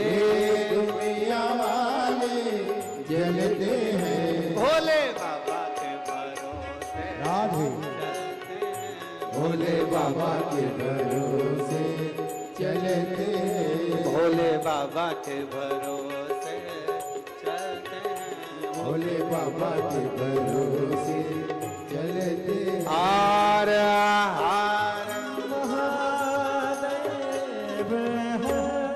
अपने स्थान पर बैठकर भगवान शिव जी से अपने मन की बात सुंदर बालाजी सरकार की पवित्र भूमि ददरुआ धाम के इस पवित्र प्रांगण में सुंदर शिव महापुराण की कथा के आनंद में बाबा से अपने मन की बात अवश्य करें। बाबा सुनता है, कारण जहां जगह मिले वहां बैठकर दिल से, जहां जिसको जगह मिल जाए, चाहे वो कार्यकर्ता हो चाहे कोई भी हो, बड़े भाव से, क्योंकि ये शिव पुराण बार बार नहीं मिलती, दिल से बाबा से प्रार्थना। जिसको आता है अपने उच्च स्वर में बाबा से दिल से प्रार्थना करते हुए, श्री शिवा नमस्तु, श्री शिवा नमस्तु, श्री शिवा नमस्तु, श्री शिवा नमस्तु, श्री शिवा नमस्तु। भोला सब दुख काटो हमारा, ओ भोला सब दुख काटो हमारा। शिव शंकर जपो तेरी माला, भोले बाबा जपो तेरी माला, भोला सब दुख काटो हमारा, ओ भोला सब दुख काटो हमारा। वेश है मंगलकारी, वैश्य है मंगलकारी, शमशान वासी, शमशान वासी, ओ भोला सब दुख काटो हमारा, ओ भोला सब दुख काटो हमारा। शिव कथा कह रही है, भगवान शंकर का संवाद कह रहा, आप उसके आश्रित हो। जितने आश्रित होंगे उतना वो संभाल लेगा। देवराज चोरी का धन लेकर बाहर निकल गया। बाहर आया, पूर्व का कोई पुण्य होता है तब वो प्रकट होता है, तब शिव की भक्ति मिलती है। ऐ मेरी भिंड की जीजियों और मेरे जी जाओ, आपसे एक निवेदन जरूर करना चाहूंगा। कोई संबंध आपका पूर्व में भगवान देवाधिदेव महादेव से रहा होगा, इसलिए आप शिव महापुराण की कथा में ददरुआ धाम बैठकर कथा का लाभ ले। पूर्व का कोई पुण्य है।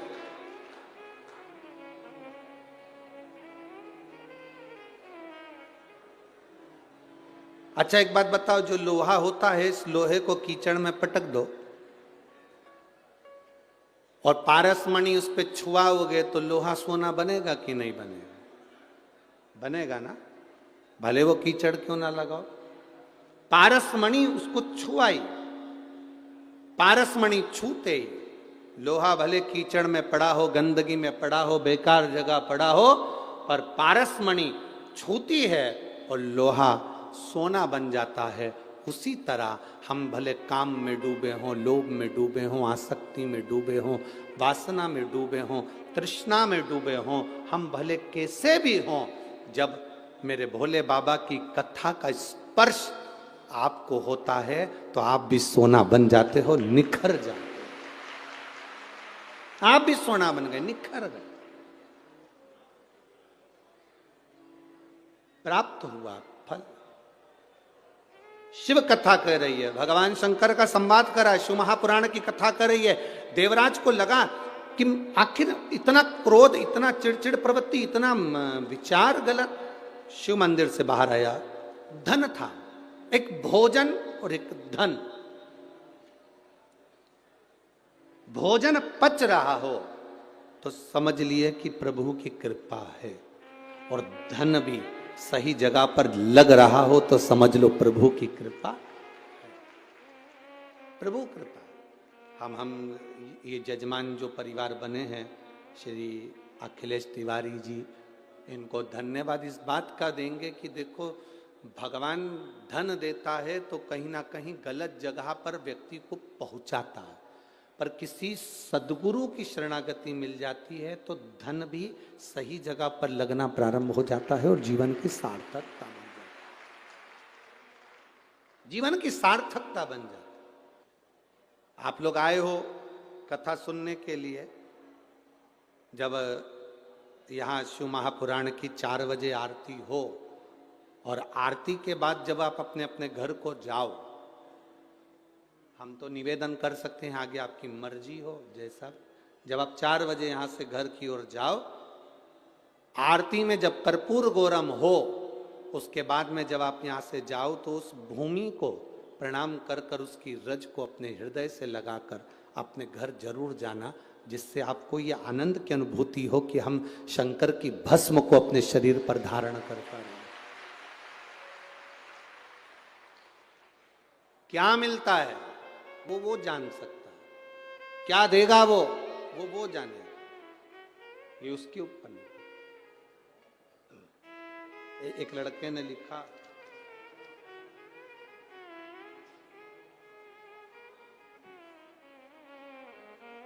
मेरा नाम संगीता भदौरिया, पति त्रिलोक सिंह भदौरिया, मैं ग्वालियर से आई हूं। कहीं बैठी हैं भदौरिया जी?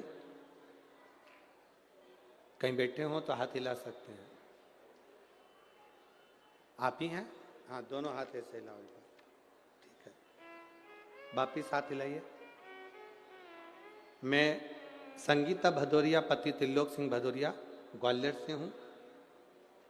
मेरा बेटा जोगेश भदौरिया 2 साल से नौकरी के लिए तैयारी कर रहा था, पर होता नहीं था। हमने कथा सुनना प्रारंभ करी,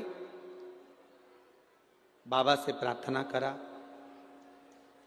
दतिया का स्मरण कथा में, गुरुजी आप कहते हो कि पंडाल में बैठकर जो मांगा जाता है वो बाबा देता जरूर है। एक पत्र और है जिसमें भी इनने लिखा है पंडाल में बैठकर कथा सुनने का क्या लाभ है।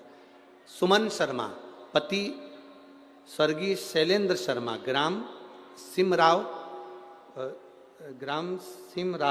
ठीक है, सिमराव ही है, हाँ ठीक है, आप लोग समझ गए ना।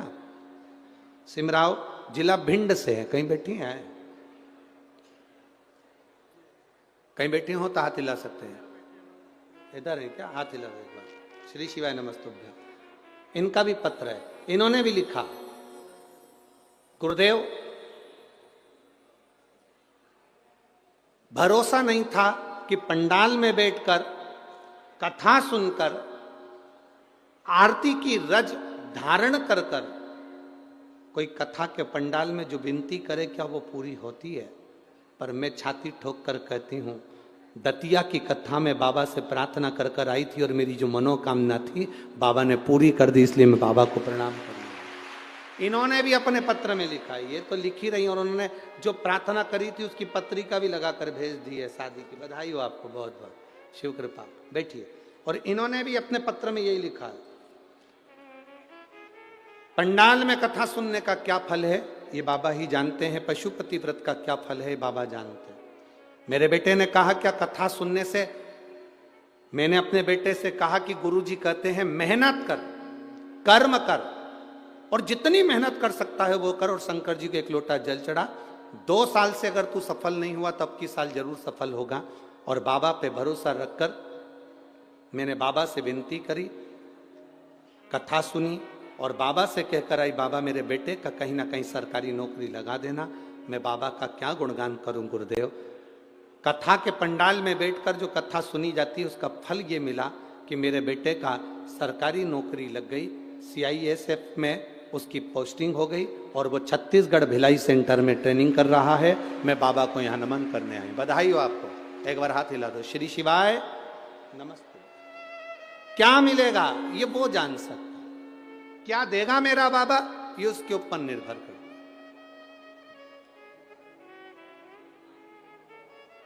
क्या देगा वो उसके ऊपर नहीं। अरे मेरे भोले तेरा सहारा है, मेरी नैया का तू किनारा है, मेरी नैया का तू किनारा है। शिव कथा कहती है महाराज, देवराज मंदिर से बाहर आ गया, धन ठीक नहीं था इसलिए मन भी नहीं लग रहा था।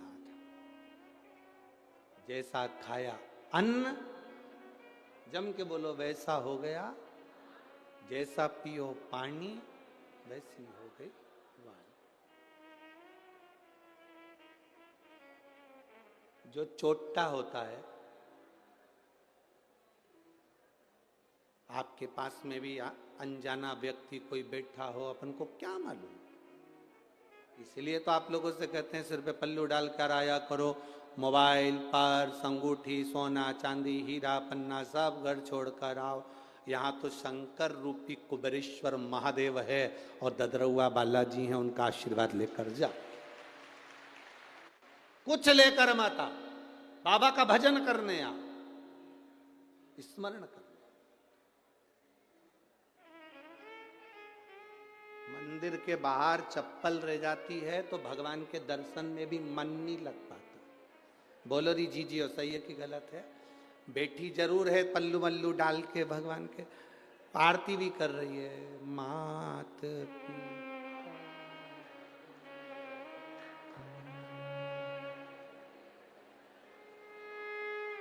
मालूम पड़ा ले गया।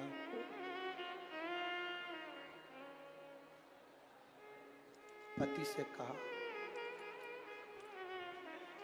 गई। अब पत्नी फिर बोली शरण गऊं किसकी, अपनी तो गई अब मैं किसकी ले जाऊं।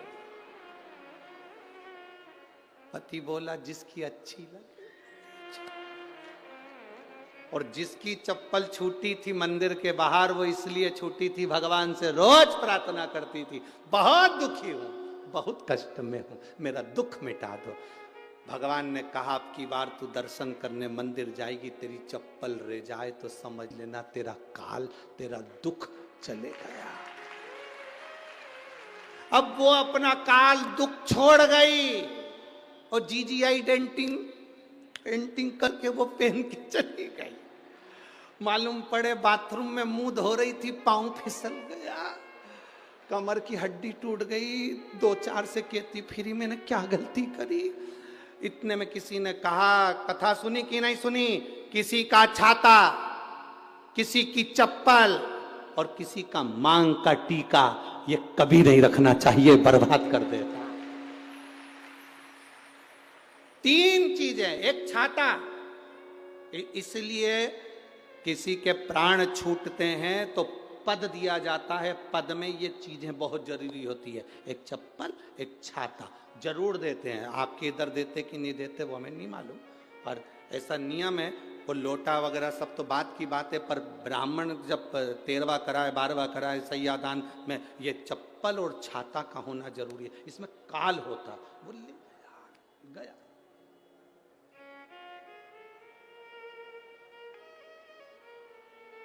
दे दिया, बहुत जरूरी। देवराज के भीतर वो जो धन रखा था उसके कारण देवराज की चित्तवृत्ति ठीक नहीं हो पा रही थी, वो धन के कारण। अब देवराज की चित्तवृत्ति ठीक नहीं हो रही थी, इसलिए देवराज धन को लेकर बेलपत्री के वृक्ष के नीचे आया। उसको नहीं मालूम कि बेलपत्री का पेड़ है, उसको ज्ञात ही नहीं, उसके स्मरण में नहीं। जो नहीं जानता था कि बेलपत्री में क्या फल है वो भटकता रहा। जिसने बेलपत्री का प्रयोग करा उसके जीवन को मालूम पड़ गया कि बेलपत्री में सुख क्या है। जो शंकर भगवान पे चढ़े हुए जल के महत्व को नहीं जानता था वो चढ़ाकर चले जाता था, पर जिसने शिव महापुराण की कथा को जब से सुनना चालू करा, शंकर भगवान पे चढ़े हुए जल का आचमन करना प्रारंभ करा, तब मालूम पड़ा कि शंकर के जल का क्या प्रभाव है। मंदिर में झाड़ू लगाने का, मंदिर में पोछा लगाने का, मंदिर के जाले साफ करने का, मंदिर में सफाई करने का, मंदिर में पुताई करने का क्या फल है? जो करता है उसको मालूम है, जो करता है उसको मालूम। अभी महाराज जी ने एक पत्र ला कर दिया, ये पत्र एक अभी ला के दिया।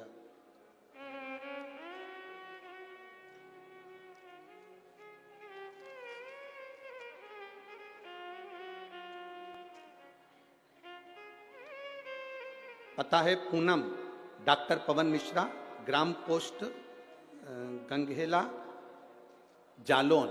कहीं बैठी हैं आप ही हैं? हाथ हिलाओ जरा एक बार। डॉक्टर पवन मिश्रा, ग्राम पोस्ट गंगहेला, जालौन। कहीं बैठे हो तो हाथ हिलाए, कहीं बैठे हो तो हाथ हिला सकते हैं। उन्होंने पत्र में लिखा है, मेरे पति कई वर्षों से नौकरी की तलाश में लगे थे। अच्छी पढ़ाई के बावजूद भी उनको असफलता मिलती थी। मैं गुरुदेव किसी के कहने पर पशुपतिनाथ का व्रत किया, शिव जी को जल चढ़ाना प्रारंभ करा, बेलपत्र का प्रयोग करा, शमी पत्र और बेलपत्र अशोक सुंदरी वाली जगह पर चढ़ाना प्रारंभ करा। टीवी के सामने बैठकर कथा सुनती, आसन लगाकर बाबा से प्रार्थना करती। गुरुदेव, आसन लगाकर कथा सुनने के बाद आरती होती, आरती के बाद उठकर जाती, बाबा से प्रार्थना करती, आप इतना सबका भला करते हो तो मुझे क्यों छोड़ दिया? मैं बाबा को यहाँ इसलिए आई हूँ इस ददरुआ धाम पर कथा सुनने के लिए कि मेरे बाबा ने मेरे पति को सरकारी नौकरी शिक्षक पद में दे दी है। मैं बाबा को धन्यवाद देने के लिए।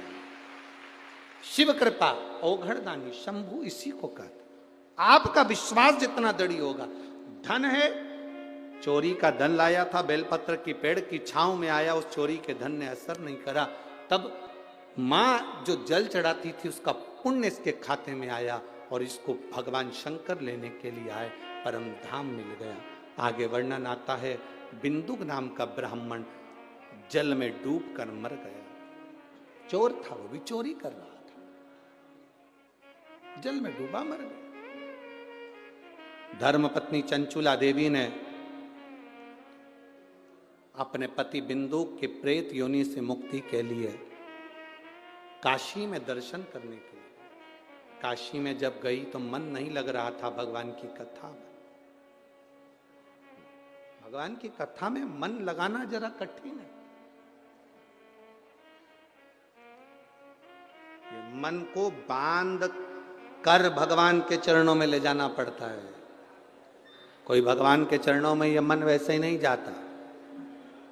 आप में से कितने लोग हैं जिनका मन कभी कभी शमशान घूमने का करता हो? अरे बोलो तो जम के, है कोई ऐसा? जितने बैठे हैं सबका मन होटल में घूमने का करेगा, सबका मन दिल्ली घूमने का करेगा, बाहर घूमने का करेगा, यहां घूमने का करेगा, वहां घूमने का करेगा, पर संसार का कोई व्यक्ति ऐसा नहीं होगा जिसका मन शमशान में घूमने का करेगा। चलो आज मेरा मन बहुत अच्छा है तो मैं शमशान में घूम के आता हूं। कौन का मन करता? कोई नहीं जाता। मुर्दे को भी ले जाते हैं तो बांध कर लेकर जाते हैं, क्योंकि लोगों को टेंशन रहता है, भग गया तो उसकी भी चिंता है, इसलिए बांध कर ले जाते। भगवान के शंकर के द्वार पर शमशान में अगर किसी को ले जा रहे हैं तो बांध कर ले जा रहे हैं। उसी तरह जब भगवान की कथा में जाओ तो इस मन को बांध कर ले जाना पड़ेगा। 5 दिन की कथा में पहला दिन हो, दूसरा दिन हो, इस मन को खींच कर लाना पड़ेगा। चल कथा में चल, पर ये मन थोड़ी थोड़ी देर में घड़ी पर जाएगा। दूध निकालना है, 3:30 बज गई है, जाऊं मैं, भैंस इंतजार कर रही होगी, मैं जाऊं। 3:45 बज गई, घर जाऊं, फिर पानी का मौसम हो गया, अंधेरा हो गया, तो फिर मन आया अब तो एक काम करती हूँ, उठी जाती हूँ। जो उठी पड़ोसन को कोनी मार, अब एक आध बार पड़ोसन जा रही हो ऊपर और तुझे कोनी मार के कह दे जा, तो मन बड़ा चंचल, इसको बांधना पड़ता, खींचना पड़ेगा और मन को खींचकर शिव पुराण तक लाना पड़ेगा। चंचुला देवी ने शिव पुराण तक मन को लगाया, बिंदु प्रेत योनि से मुक्त हुआ। शंकर पार्वती जी ईश्वर जी गोरा जी बने हैं। जोरदार ताली बजाएं, ईश्वर जी गोरा जी हमारे बीच में पधार रहे हैं। शंकर पार्वती जी ईश्वर गोरा जी बने हैं और ईश्वर गोरा जी बनकर शंकर पार्वती भगवान शिव की पावन कथा सुनने के लिए आनंद के साथ तुमरुका जी के सम्मुख में जाते हैं। कथा का लाभ लेकर अपने जीवन को सार्थक बनाएं।